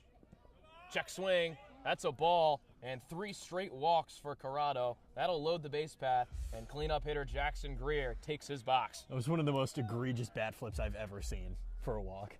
He threw that bat, I think it flipped 5 or 6 times in the air.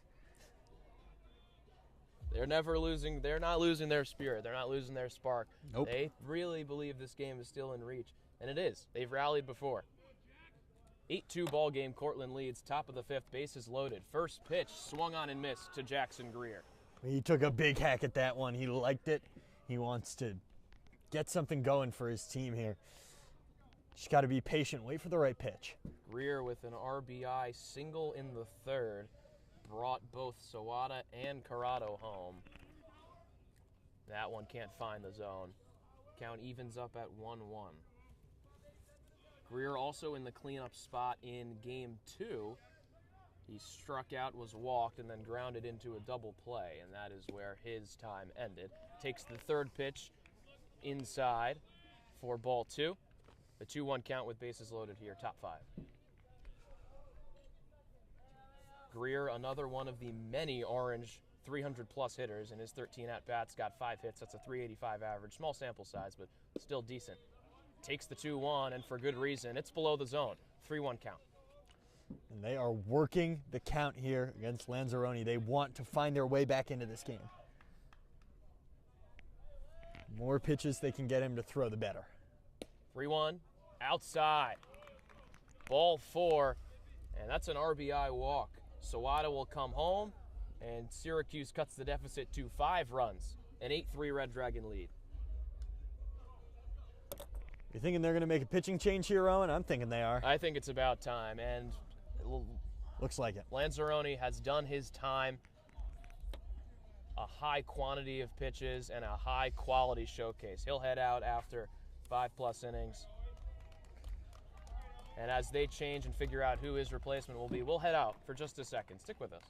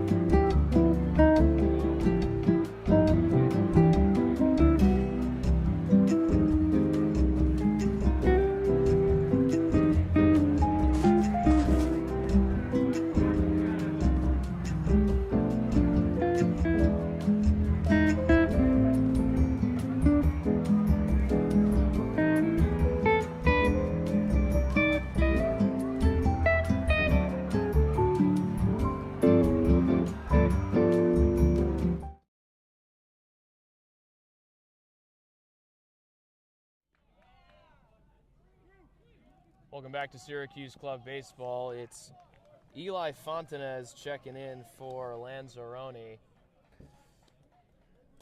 Started the inning off with a sac fly.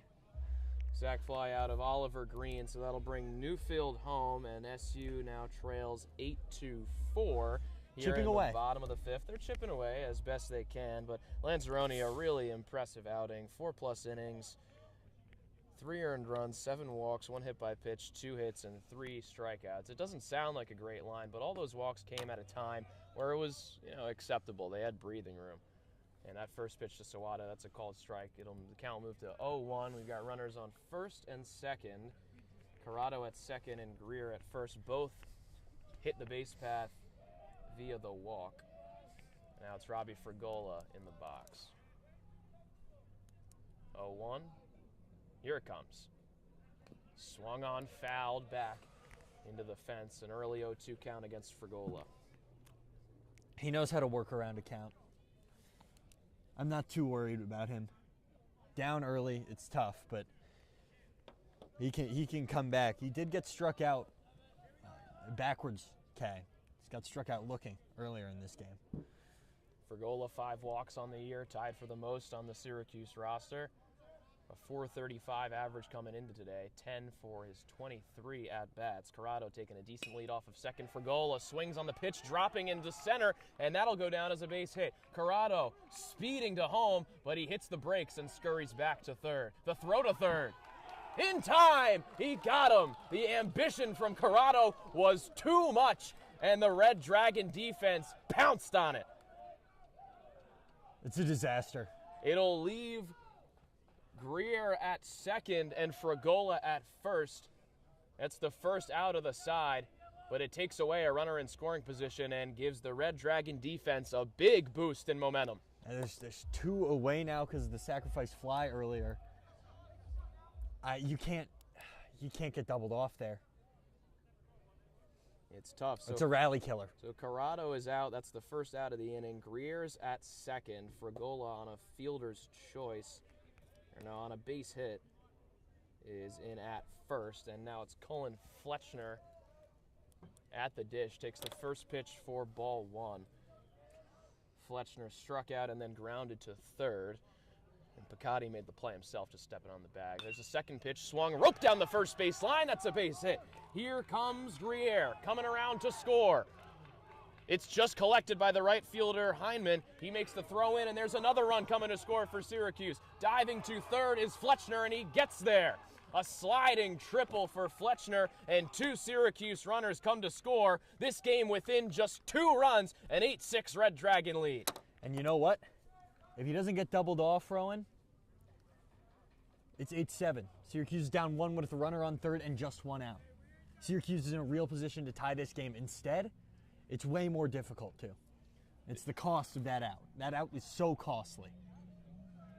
This orange team knows how to fight better than just about anybody. They were down against an 8-2 wall, and they're just 2 runs away from breaking it down.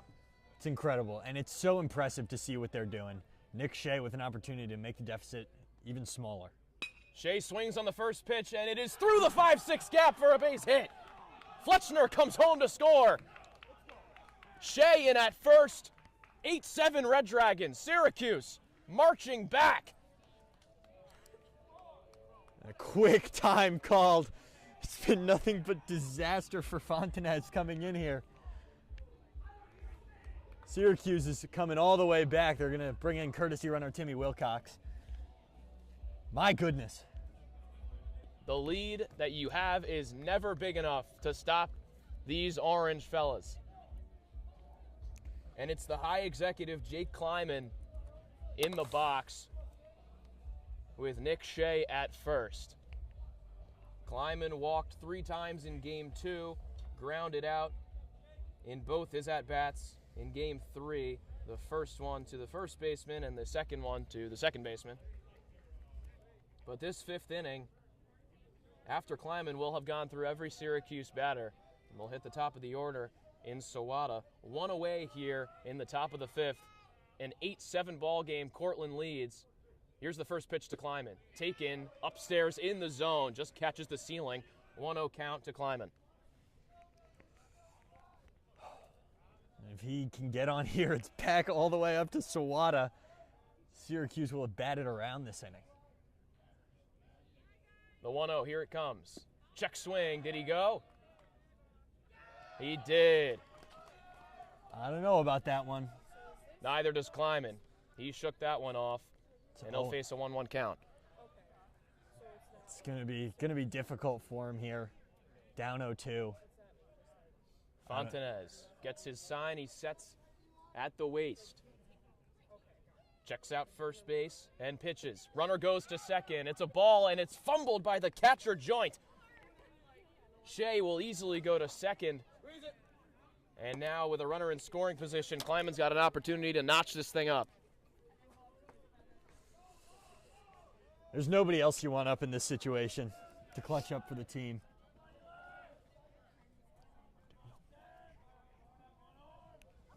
One-two. Kleiman gets ready. Shea at second. Taking a decent lead. Here's the pitch. Taken by Kleiman, and it's outside. A ball. Count evens up 2-2 with 1 away in the top of the 5th. Syracuse down 8-2 when this inning began, and now are within 1 run. The 2-2, here's the pitch. Runs inside, it's a called strike.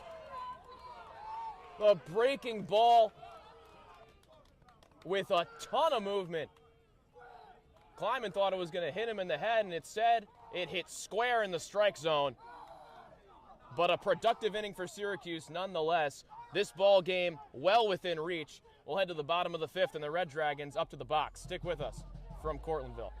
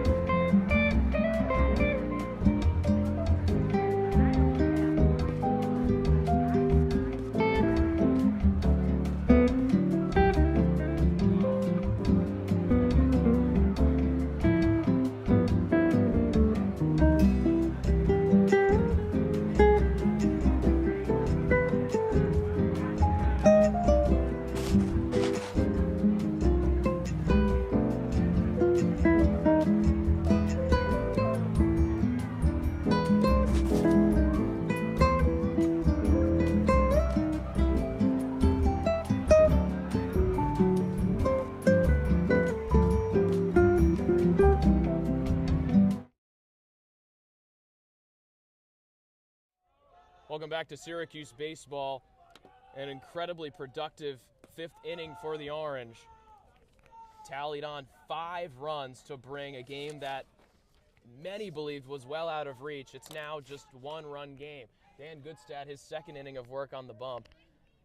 He throws 2 pitches. First the ball, second one fouled off. It's a 1-1 count. At the plate, it's Michael Gatto of the SUNY Cortland Red Dragons. Here's the 1-1. Didn't go, but that's a called strike. 1-2. Gatto reached base on an E5, and he swings at that one. It's chopped to third base. He's got it. Fires over to first, but it whizzes past the glove of Corrado. Gatto's headed to second, and he will stop there.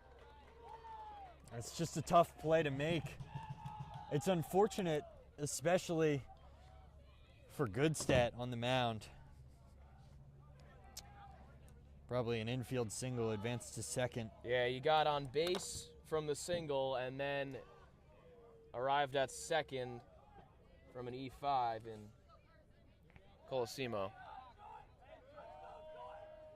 Now in the box, Carson Joint takes the first pitch for strike 1. He walked in the 2nd and in the 4th, made it all the way around the base path in the 4th inning via passed ball. When the runner in scoring position, the Red Dragons never thought they would need some insurance runs. This one's popped up to the heart of left field where Kleiman resides. He calls it off and makes the snag. No runners move on the base path. That puts the first runner away here in the bottom of the 5th. Yeah, you know, going back to that last play, you've usually got Corrado at first, and he's very sure-handed on the picks, but because they moved Green to first to bring Shea in behind the dish and moved Corrado to third, now you've got a little bit more defensive weakness at third and first. People not playing in their traditional positions. It's Joshua Butka, the butt of the lineup, swings on the first pitch. That one's popped up, this time to center field. Fleckner calls it off, and he makes the easy grab. Gatto stays at second base, and that's 2 quick outs for Syracuse. This is good for the mileage of Goodstad on the mound. Pleased to tell you all we have a final score from the JMA Wireless Dome. Oh, yeah. Syracuse wins 83-43. Notable stat lines: 20 points for Donnie Freeman, 19 for Kyan Anthony, and William Kyle had 13 rebounds. Everybody pitched well as Goodstad fires in a strike. Malika swings on the first pitch. Back, resuming to the Gutchess Lumber Sports Complex. Second pitch, another swing and a miss. Malika anxious to make contact, and Goodstad feeling himself, starting to settle into a groove. Here's the third. Swing and a miss. Got him on the strike. Goodstad walks off, smiling, pumping his chest, and the orange dugout only matching his energy. Syracuse within one run of a ball game where it looked like this game was over. Let's head to the top of the sixth. Syracuse 7, Cortland 8. Stick with us.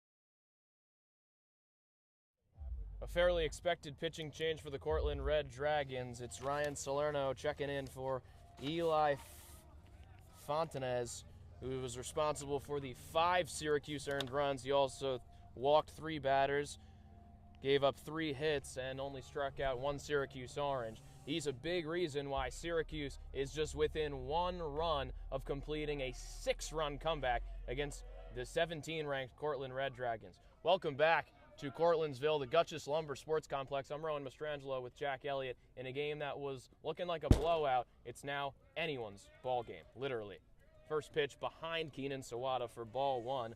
Sawada flew out to left in his first at-bat and then was walked twice in the 3rd and 5th, respectively. Made it around the base path in both instances. He took to the plate in the 5th and is right back in the 6th. In that 5th inning, SU was able to go through all 9 of their batters. Very productive.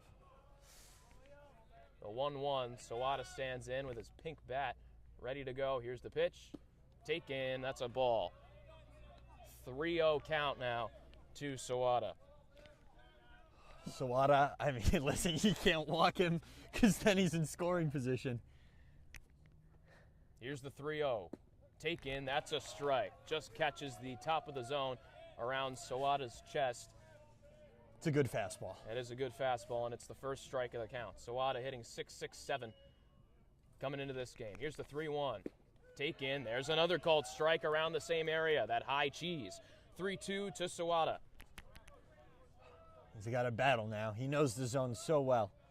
The NCBA Spotlight Player of the Week in a big spot with the game on the line. Here's the pitch. Swing and a miss. Got him. 3 straight balls followed by 3 straight strikes. A dominant at-bat from the arm of Ryan Salerno. A big strikeout in Syracuse's hit leader.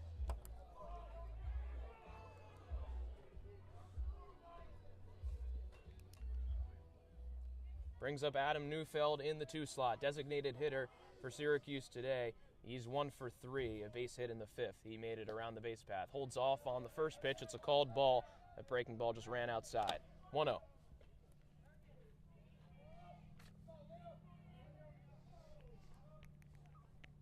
Salerno sets. Here's the second pitch. That one catches the outside part of the plate for strike 1. Even count.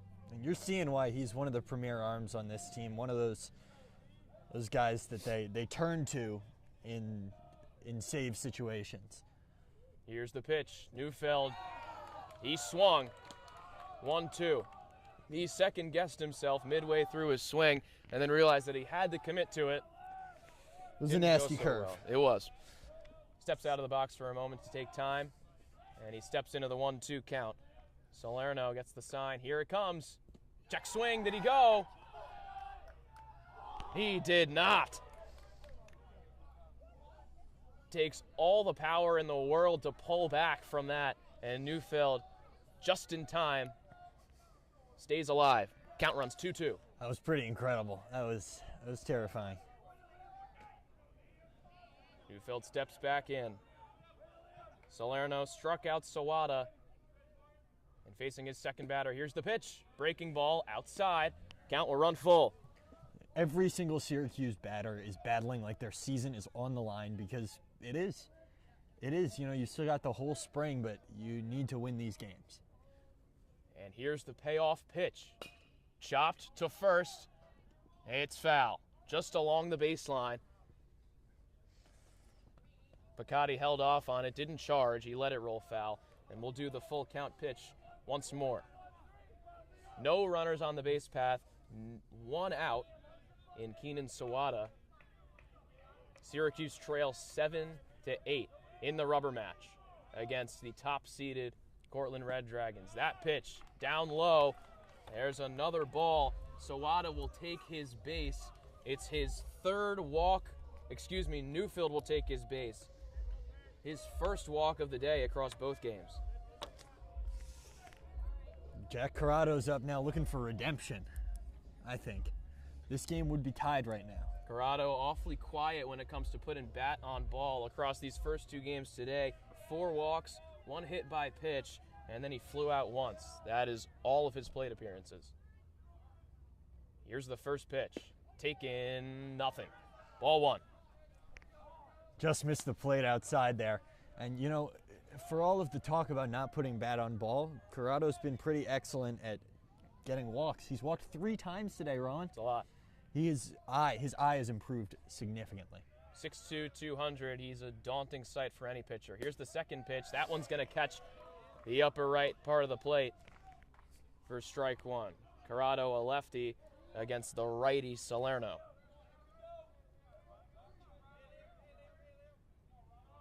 Neufeld at first.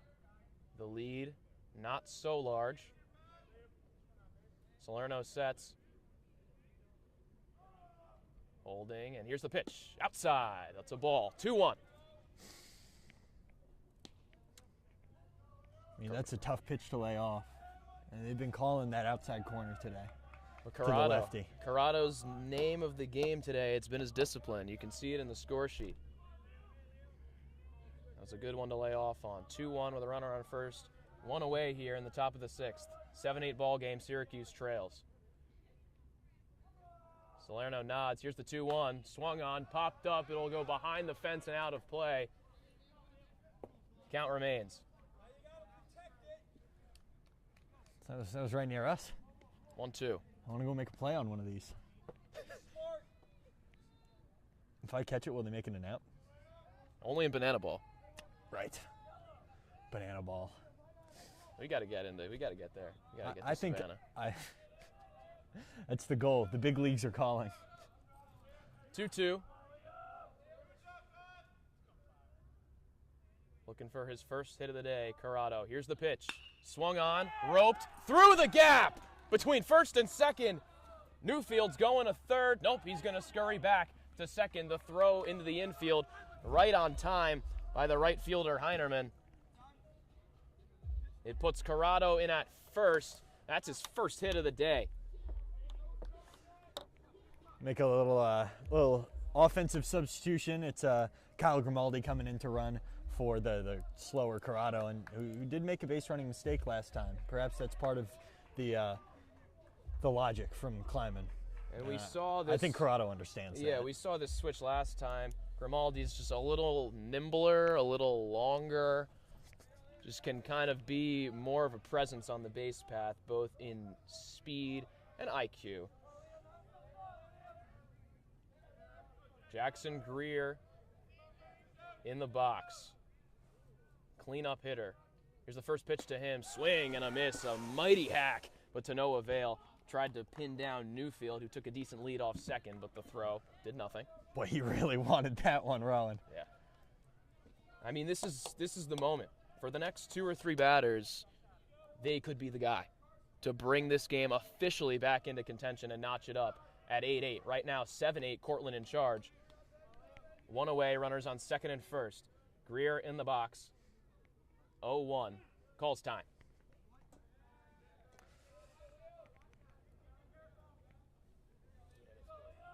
Greer struck out in the first and logged a hit in the third and walk in the fifth. Yeah, it was that right up the first baseline, right through the legs of Picotti down at first. 0-1, here it comes from Salerno. Hold off, that's in the zone. A very well located pitch, just nuzzles in the floor of the strike zone. It was well placed. That's the kind of pitch where if you get bat on that thing, that'll go a long ways. 0-2. Here it comes. Swung on, foul, they'll stay alive. And that was an emergency hack. That is the definition of an emergency hack. For all you folks at home listening to this because you'd rather not watch Syracuse football, the game has kicked off. Wonder how that one will go. We'll see. Carson Beck, 15 interceptions. Instead, stick with us. The 15th-ranked Syracuse Orange fighting to climb over the 17th-ranked SUNY Cortland Red Dragons. That pitch outside, 1-2. The pitch will come to Greer in just a moment. 1 away here, top 6. Greer, 385 on the year, 5 for 13 total at-bats. Salerno gets the sign, and here's the pitch. Swing and a miss. That's a strikeout. Greer back to the dugout. And the Red Dragon dugout back to making some commotion. Fired up about that one. Just 1 out away from diffusing the Syracuse jam. The Orange rallying hard right now. Brings up Oliver Green. 2 outs now in the top of the 6th. Here's the first pitch to him. Swing and a miss. Got him with the breaking ball. The fastball from Salerno is so effective right now. Excuse me. Oh, I thought it had a little movement, maybe not. Yeah, I mean, most fastballs do. They move arm side, tend to. If you can induce vertical break, that's really good. Sure. But the breaking balls will be very significant. 0-1, here it comes. Held off on that one. That one broke. Yes. There it is. That one was big. It was a curveball. 1-1 to Oliver Green. Was hit by a pitch in the second, walked in the third, and logged a sac fly, which brought 2 Syracuse runners home. It's an 8-7 ball game. The Red Dragons on top. And here's the 1-1. Take in inside, a ball regardless. Green working his way back into this count.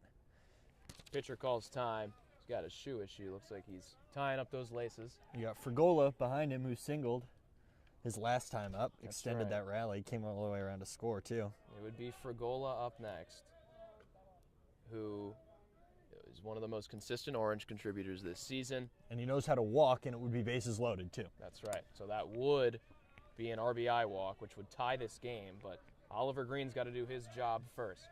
Here's the pitch. Swung on. Through the 3-4 gap for a base hit. We're coming around to score. Here comes Newfield. The throw to home is in time. He's tagged out at the plate. What could have been a tie game is instead a shutdown from the Cortland outfield. And the Red Dragons are pouring out, celebrating. They've still got one more inning to play. But the hearts of the Syracuse Orange, they had the tie game right in front of them, just 90 feet away at home plate. But the throw to home, it was on time and it was on target. We'll head to break. Still an 8-7 ball game. The Red Dragons will head to the plate, and Syracuse, they've got one more half inning to make something happen here. Stick with us.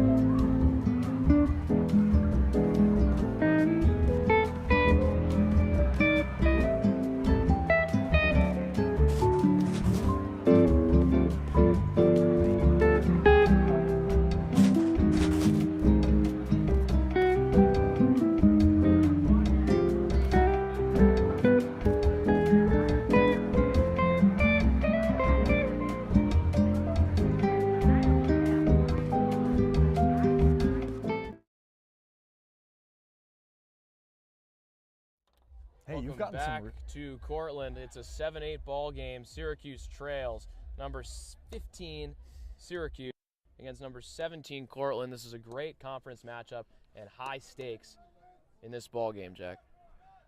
This has been one of the most electrifying baseball games we've seen Syracuse play. Come all the way back to 8-7. The throw out at the plate might fall short. You get last hacks next inning, but you got one more opportunity to shut them down here. Syracuse trailed 8-2 and marched their way back in the fifth as the second pitch is swung on by Thomas Giacconi. It's in center field, a collision in the outfield, but it's called off by the center fielder Fleckner, but he's down and quickly lifted back up by his fellow outfielders Kleiman and Greer.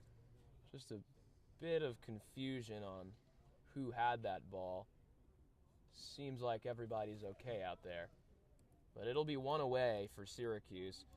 The second hitter, Giacconi, is retired, flying out to center, and then it'll bring up Edward Baranowski, who was hit by a pitch in the first, logged a hit in the third, made it around to home, and then was walked in the fourth. Made it all the way to third and was put out at home plate in the fourth. Now he's back in the sixth.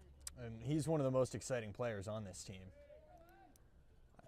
He's incredible to watch on the field. He is a spark plug. Baranowski, 333 average, swings at the first pitch. What is that, nail Goodset? The Yeah, pitcher, hit him right in the back. Yeah, hit the pitcher Goodset in the back. And there are some complaints from the Syracuse dugout about a lack of sportsmanship from the Cortland dugout. Syracuse teammates gathering around Goodset in the infield, and tensions are rising here at the mound. We've got a Cortland Red Dragon checking out Goodset, making sure he's okay. He'll advance to first, but the Syracuse dugout not happy with how the Red Dragon dugout has been chirping all game, and tensions are at an all-time high right now. So it's fairly reasonable to see these emotions start to boil over here in the sixth. Oh my goodness, Rowan. The Orange still settling things with the umpires. And it's Adam Park, who is Adam Park, who pitched majorly angry in the second game, went 4+ innings, but he is not happy with how his pitcher's being heckled by the opposing team. And Goodset already battling injuries. You know, he's battling some arm injuries. Came back to pitch in this game.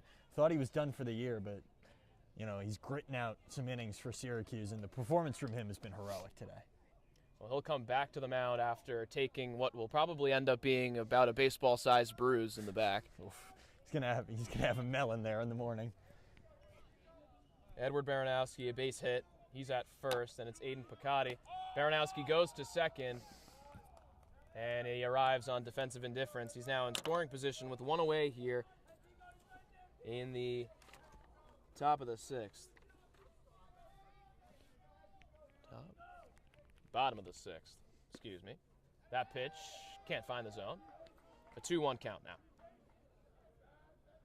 It doesn't seem like the hard line drive he took is hurting him at all. Here's the pitch. Held off.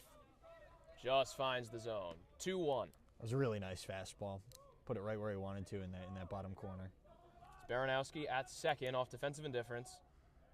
Picotti in the box. 2-1 to him, 1 away. Here's the pitch. Swung on, cracked high and far to right field. It's drifting foul, though. Chasing after it, it's Greer. Can't make the grab because that ball's out of play. He was close. If he had managed to scale the wall of their bullpen, he might have been able to. Yeah, you would have had to get it pretty high. Who knows? Maybe he's agile. Can climb the chain link. He's a quick guy. 2-2. It's 320 to that right foul pole. It was kind of close to it, but not quite. 2-2. Here's the pitch. Held off outside. Full count. It was that fastball from Goodstadt, and a strikeout here would be massive. It would put 2 outs on the board, and Baranowski would continue to hang out at second. Steps off the bag, and now Baranowski caught in a rundown. The throw to second. He's caught in between second and first. Here's the throw to third. Tagged him out. The throw from Sawada to Colosimo at third. He pinned Baranowski down on his way back to second base, and that'll put 2 outs here in the bottom of the 6th. And it's excellent awareness from Goodstadt to turn around. He stepped off at the right time, didn't get called for a balk. And there's that pitch, that payoff pitch. Remember, we didn't get to that because of the chase down in between second and third base. It's upstairs for ball 4. Picotti will take his base off a walk. I mean, he's even more fortunate now that he got that out on the pickoff, because otherwise it would be first and second, 1 out. Right, that's scary. This is a lot more manageable. Shane Heineman swings on the first pitch. It's falling towards the right center gap in the outfield, and it gets down for a base hit. Here comes Picotti charging third. He will stay there standing, puts runners on the corners for the Red Dragons with 2 away in the bottom of the 6th. Got to make a decision here. Do you keep Goodstadt in? And he's going to get a whole visit from his infield. And let's see. Yeah, that's going to be his day. So a decent outing for Goodstadt. He's held this Orange squad high and tall for his time spent. And as a new pitcher warms up, we're going to head out. But stick with us. We'll be back in just a moment.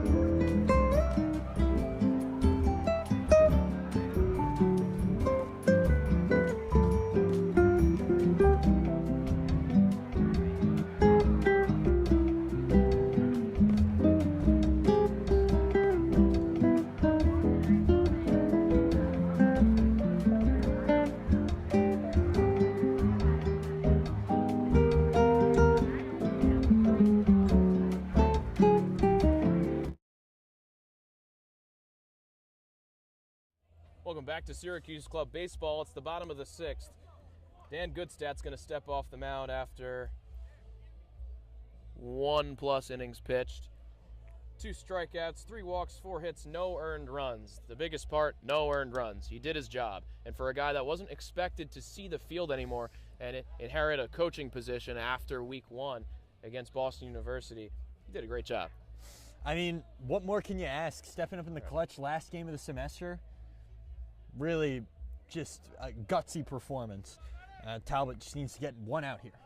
He's got to deal with the designated hitter, Matthew Mormile. No pitches to him yet. We've got runners on the corners for the Red Dragons, 2 away in the bottom of the 6th. Here's the pitch. Runner goes to second. The throwdown is not in time. And he just knocked that down because they probably would have tried to go for the double steal with the pinch runner on third. That was a really heads-up play, actually, from Talbot to knock that down in front of him. That's right. Talbot, the new pitcher now for Syracuse, he stopped that steal attempt by just intercepting the throw. And sometimes you got to lose a little to avoid losing a lot. And I think that was the play there for Syracuse. 1-0, Mormile at the dish. Here comes the pitch. Swung on, cracked foul, left side.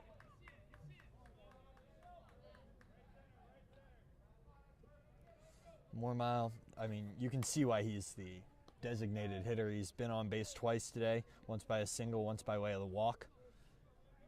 He's been very productive today. He's come in big moments, does what he needs to do as a designated hitter. 2-1, here's the pitch from Talbot, way inside. That's a ball. 2-2 is the count. Runner on third in Picotti, and runner on second in Hindman. 8-7 Red Dragon lead. Here's the 2-2. That one also scurries inside. Count will run full.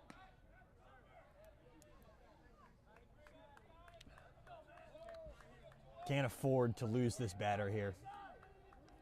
These runs, if they come past home plate, will be attributed to Dan Goodstat, who just stepped off. Here's the payoff pitch. That one just outside. Mormile will take his base, and that was the last one available, so they are now loaded to full capacity with 2 away here in the bottom of the 6th. Brings up Michael Gatto.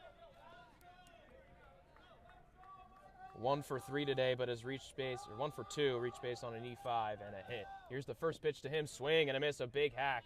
That one gets away from the catcher, Shea, but it's quickly scooped up and secured by Talbot. No activity on the base path. 1-0. Heads up play from Talbot yet again. He's got a high baseball IQ, Rowan. 0-1, excuse me. That one was swung on. Mormile at first. Hindman at second. Got there off a stolen bag, and it's Picotti in at third. Here's the 0-1. That one just runs outside. Count evens up at 1 apiece.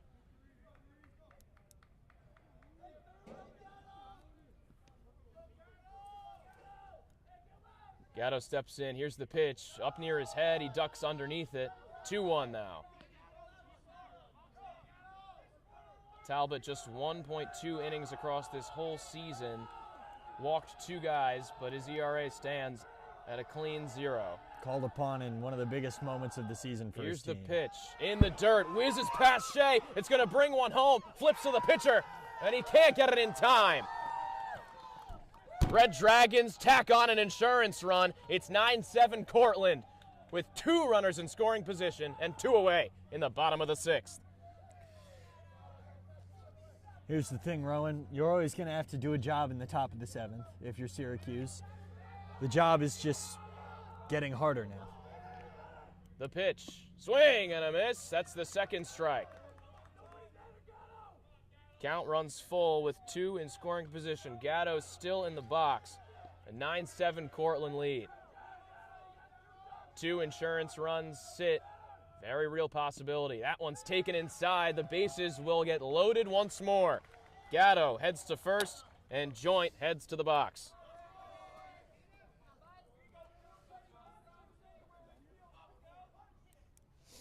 And now if you're Syracuse, you're just looking to get some soft contact. Yeah, you trust your infield here. There's an out anywhere you go, any base. And we've got a visit now between Talbot and Shea, who's behind the dish for Syracuse. gave him a tap on the shoulder, just encouraging, letting him know just how high the stakes are right here.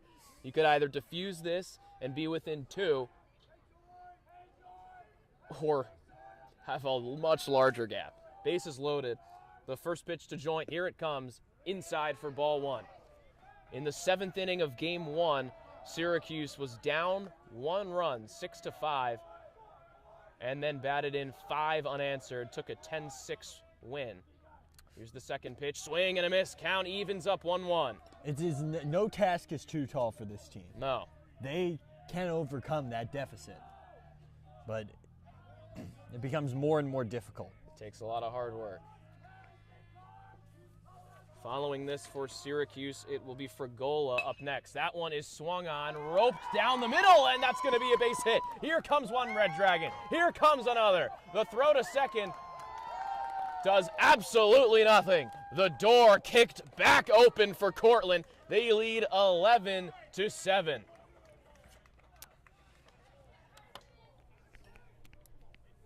That feels a little bit like the dagger. It was Heineman who came home. Moormile came home. That's going to be an RBI single for Carson Joint. His first base hit of the game.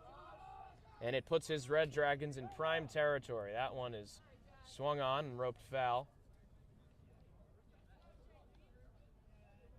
So the count runs 0-1 to the 9th man, Joshua Butka.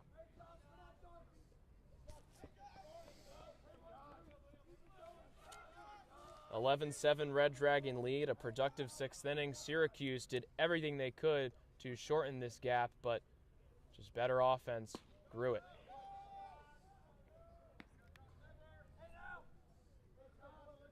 That one's a ball, 1-1. Talbot at the bump, checking out Gatto at second, who's taking a fair lead. Goes for a weak pickoff attempt. Doesn't get him, but just kind of keeps him in check, brings him back to the bag. It's been the aggressiveness on the base pass all day for Cortland that has really both gotten in the heads of Syracuse pitchers and also been productive on the base pass. A pitch from Talbot upstairs. Count will run 2-1 to Butka. Runners on first and second, bottom 6. Here's the pitch, and that dinged him in the shoulder. Flips the bat sky high and loads the bases for what it seems like the nth time today for the Red Dragons.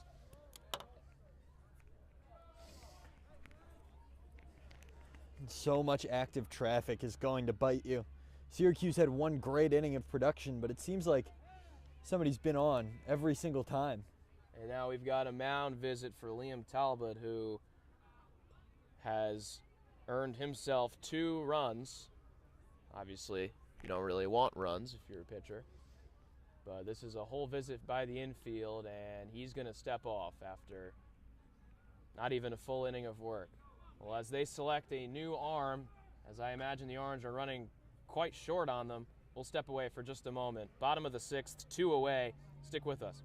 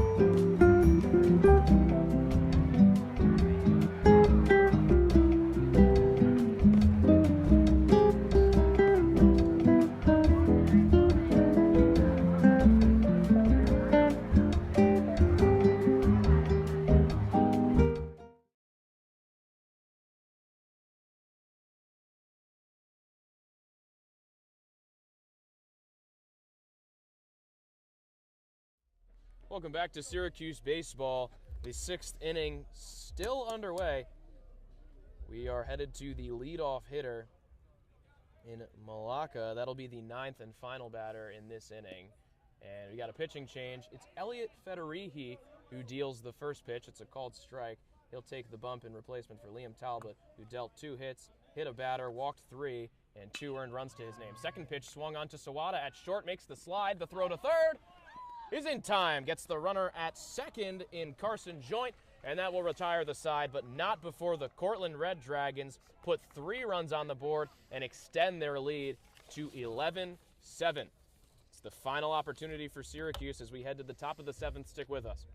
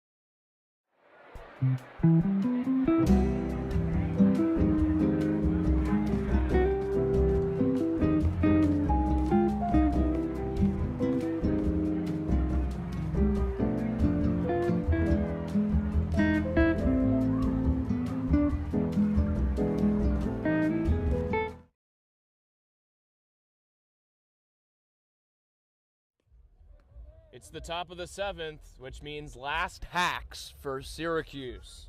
Hey, that's a good line. Where'd you get it? It's credit to Jack for that one. I liked when he said that, so now I'm going to say it. Hey. Robbie Frigola up next for Syracuse. A consistent bat for the Orange, and the stakes could not be higher. It's an 11-7 ball game with the Red Dragons in charge. A top 20 matchup today, and it comes down to really tight fashion. I know there's a 4-run lead, but the Red Dragons had a 6-run lead, and then it was cut to just 1. You really never know when you have 2 high-caliber teams going at it. And listen, this new pitcher on the mound, he's good. That's right. We've got a pitching change for Cortland. Ryan Salerno's going to step off. He struck out 2 batters, gave up a hit, walked 1, but no earned runs on the table. And it's Joseph Hansen stepping in, who has looked really, really solid in his short warm-up period. Frigola in the box. Here's the first pitch, swung on, and it's chopped, hits his shin, so foul ball. They've been doing that a lot today. Fleckner did that earlier. Frigola, 435 on the year, 23 at-bats, 10 hits. Today is 1 for 3.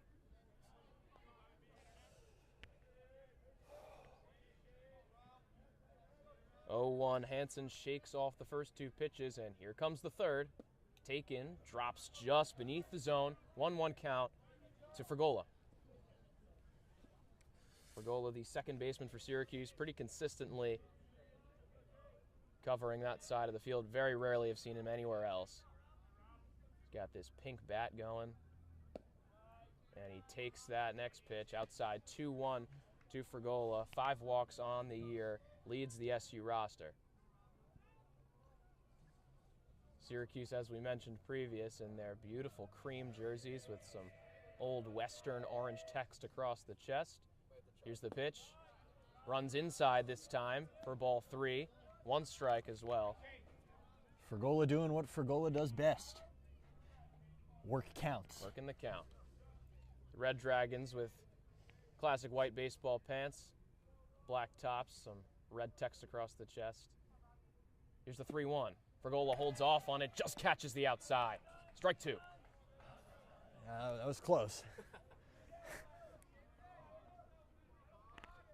Could have gone either way, and instead it is the way of the Red Dragons. As it seems things have been going all day for them. It's been all gas. Here's the payoff pitch, swung on foul. Frigola will stay alive. Let's do it again. That is a good safety hack. Just, it was too close to take, but not really able to put that ball in play. It's a great pitch. Just managed to knock it behind the plate. Frigola smacking himself in the helmet, trying to get himself fired up. Playing 2 games back-to-back, it's exhausting, both physically but more so mentally. And when it comes down to the final moments, when all your stamina is drained, that's when you need to be the most locked in. Frigola knows that. He steps into the box. Full count underway. Gets the sign. Here's the pitch from Hansen. Swung on, popped up, drifting out of play, and that it is. Left side out of the ballpark. We'll get another payoff pitch from Hansen. This is exciting. Yeah, I would agree. This is exciting. Yes. This game has been unbelievable. I mean, the range, it's been a 6-run ball game, a 1-run ball game. Now we're kind of in the middle at 4. None away. Frigola, the leadoff hitter for this inning. He comes in at the 6th slot in the 9-man lineup. And here's the payoff pitch. Taken inside. Frigola chucks the bat and does the trot to first. And what, that was a 8-pitch at bat, if my math is correct? Something like that. I'll take your word for it. It was 4 a lot. 4 balls, 2 strikes, 2 foul balls? Yeah. Sounds like 8. That sounds like 8. That is exactly what the doctor ordered, and we got a pinch hitter here, Rowan. It's Finley Thompson. You can tell because the chain's playing. Signature.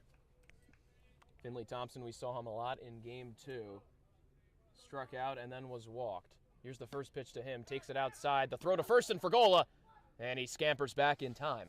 Slid feet first into first base coming back. You don't see that a whole lot, but the doctor required it there.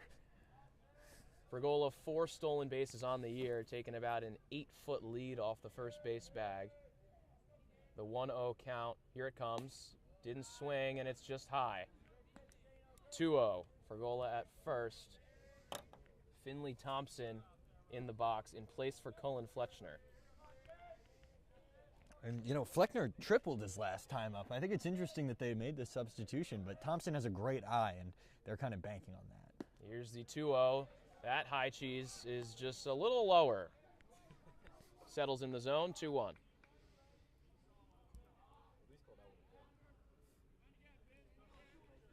Fleckner, 375 on the year, but just 8 at-bats. Went 0 for 2 in his last game. Hansen steps off the bump, fakes the throw to first, just keeps Frigola in check, and he runs back to the bag. And, you know, it seems like Frigola is almost starting to get in the heads of this Cortland pitcher. Hansen, here's the pitch, upstairs. 3 balls, 1 strike to Thompson. This team loves to walk. They will punish you if you do not throw strikes, and if you do, well, they'll probably end up hitting him. Following Thompson, it would be Nick Shea, the catcher, in the 8 slot, and then Kleiman in the 9 spot. Then we would head back to the top of the order. None away. Here's the pitch. That's a 5-pitch walk.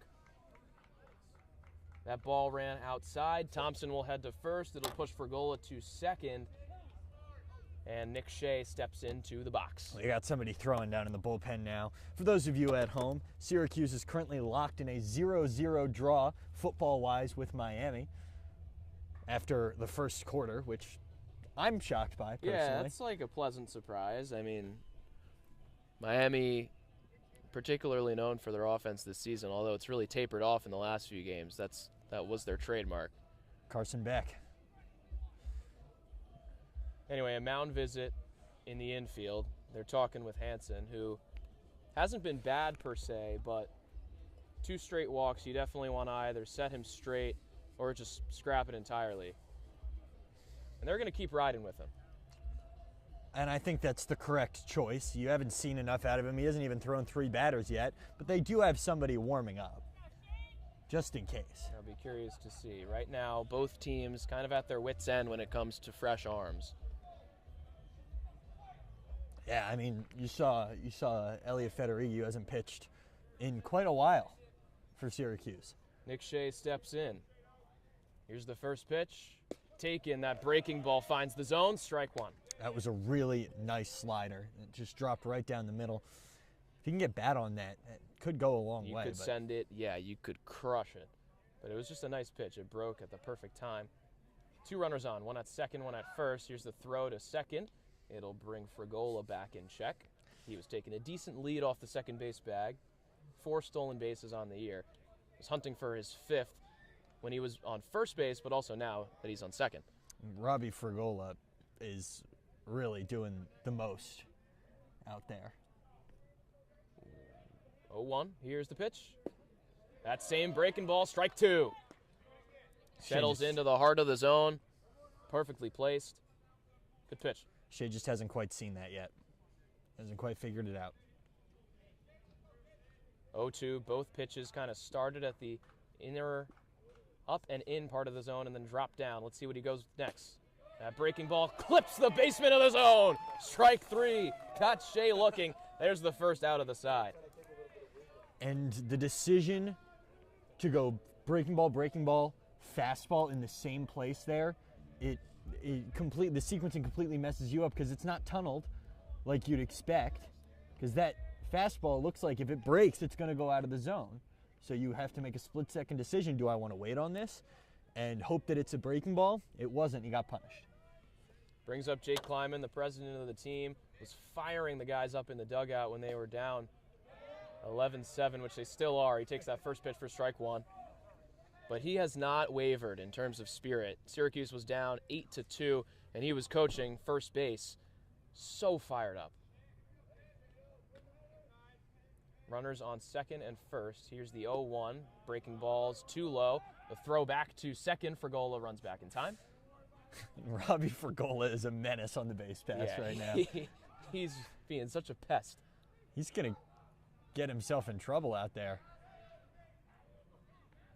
They were trying to get him with the hidden ball trick, it looked like. No, was that what that was? I think so. Oh, my goodness. They're doing anything to get this second out. Shea struck out looking just a moment ago. Top of the 7th, this is Syracuse's last opportunity. With the Red Dragons at home, they get the bottom of the inning. Kleiman swings on that one. It's grounded to second. The throw to second is in time. They won't get 2. It'll just put runners on the corners. Thompson heads back to the dugout. And it's up to Keenan Sawada as the next batter with 2 away in the top of this 7th frame. And this is the last opportunity for Syracuse. Down to their last out. Sawada is 0 for 2 with 2 walks today. Needs to find a way to spark something. It's really shocking when you look at Sawada and how dominant he's been this season. 18 hits in 27 at-bats. That's an average over 600. Clearly the team leader. That first pitch way outside. Breaking ball 1-0 to Sawada now. Runners on the corners. Syracuse down 11-7. The tying run not yet aboard anywhere. If Sawada can get aboard here, the tying run will be aboard. Will be at the plate. That's right. The 1-0, here it comes. Kleiman takes a big lead, scurries back. That one's down low. Even count 1-1.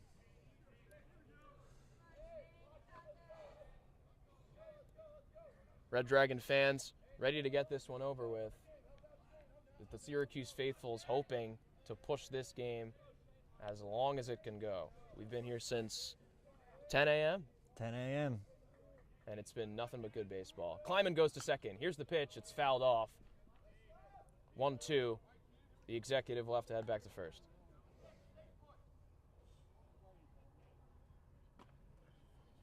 They do not want Jake moving. You heard from the dugout, Jake, stay put. He can steal a base, but they'd rather just, you're too far out now to consider stealing and trying to get that run across. 1-2 count. Runners on the corners. Here's the pitch to Sawada. Taken. That's a ball. Count evens up 2-2. Deuce is wild. A 2-2 count with 2 away. And 2 on.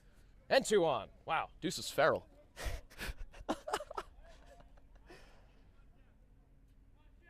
Imagine it was 2-2. That would be great. It's definitely not. Kleiman goes again. Here's the 2-2. That's a ball. And Kleiman gets to second sliding. It wouldn't have mattered. Oh, it wouldn't have mattered. Okay, so that was the payoff pitch. Sawada now on first. Kleiman at second. Frigola at third. And it's Adam Newfield, the tying run, at the plate. And it's tying run is, at the plate, Rowan.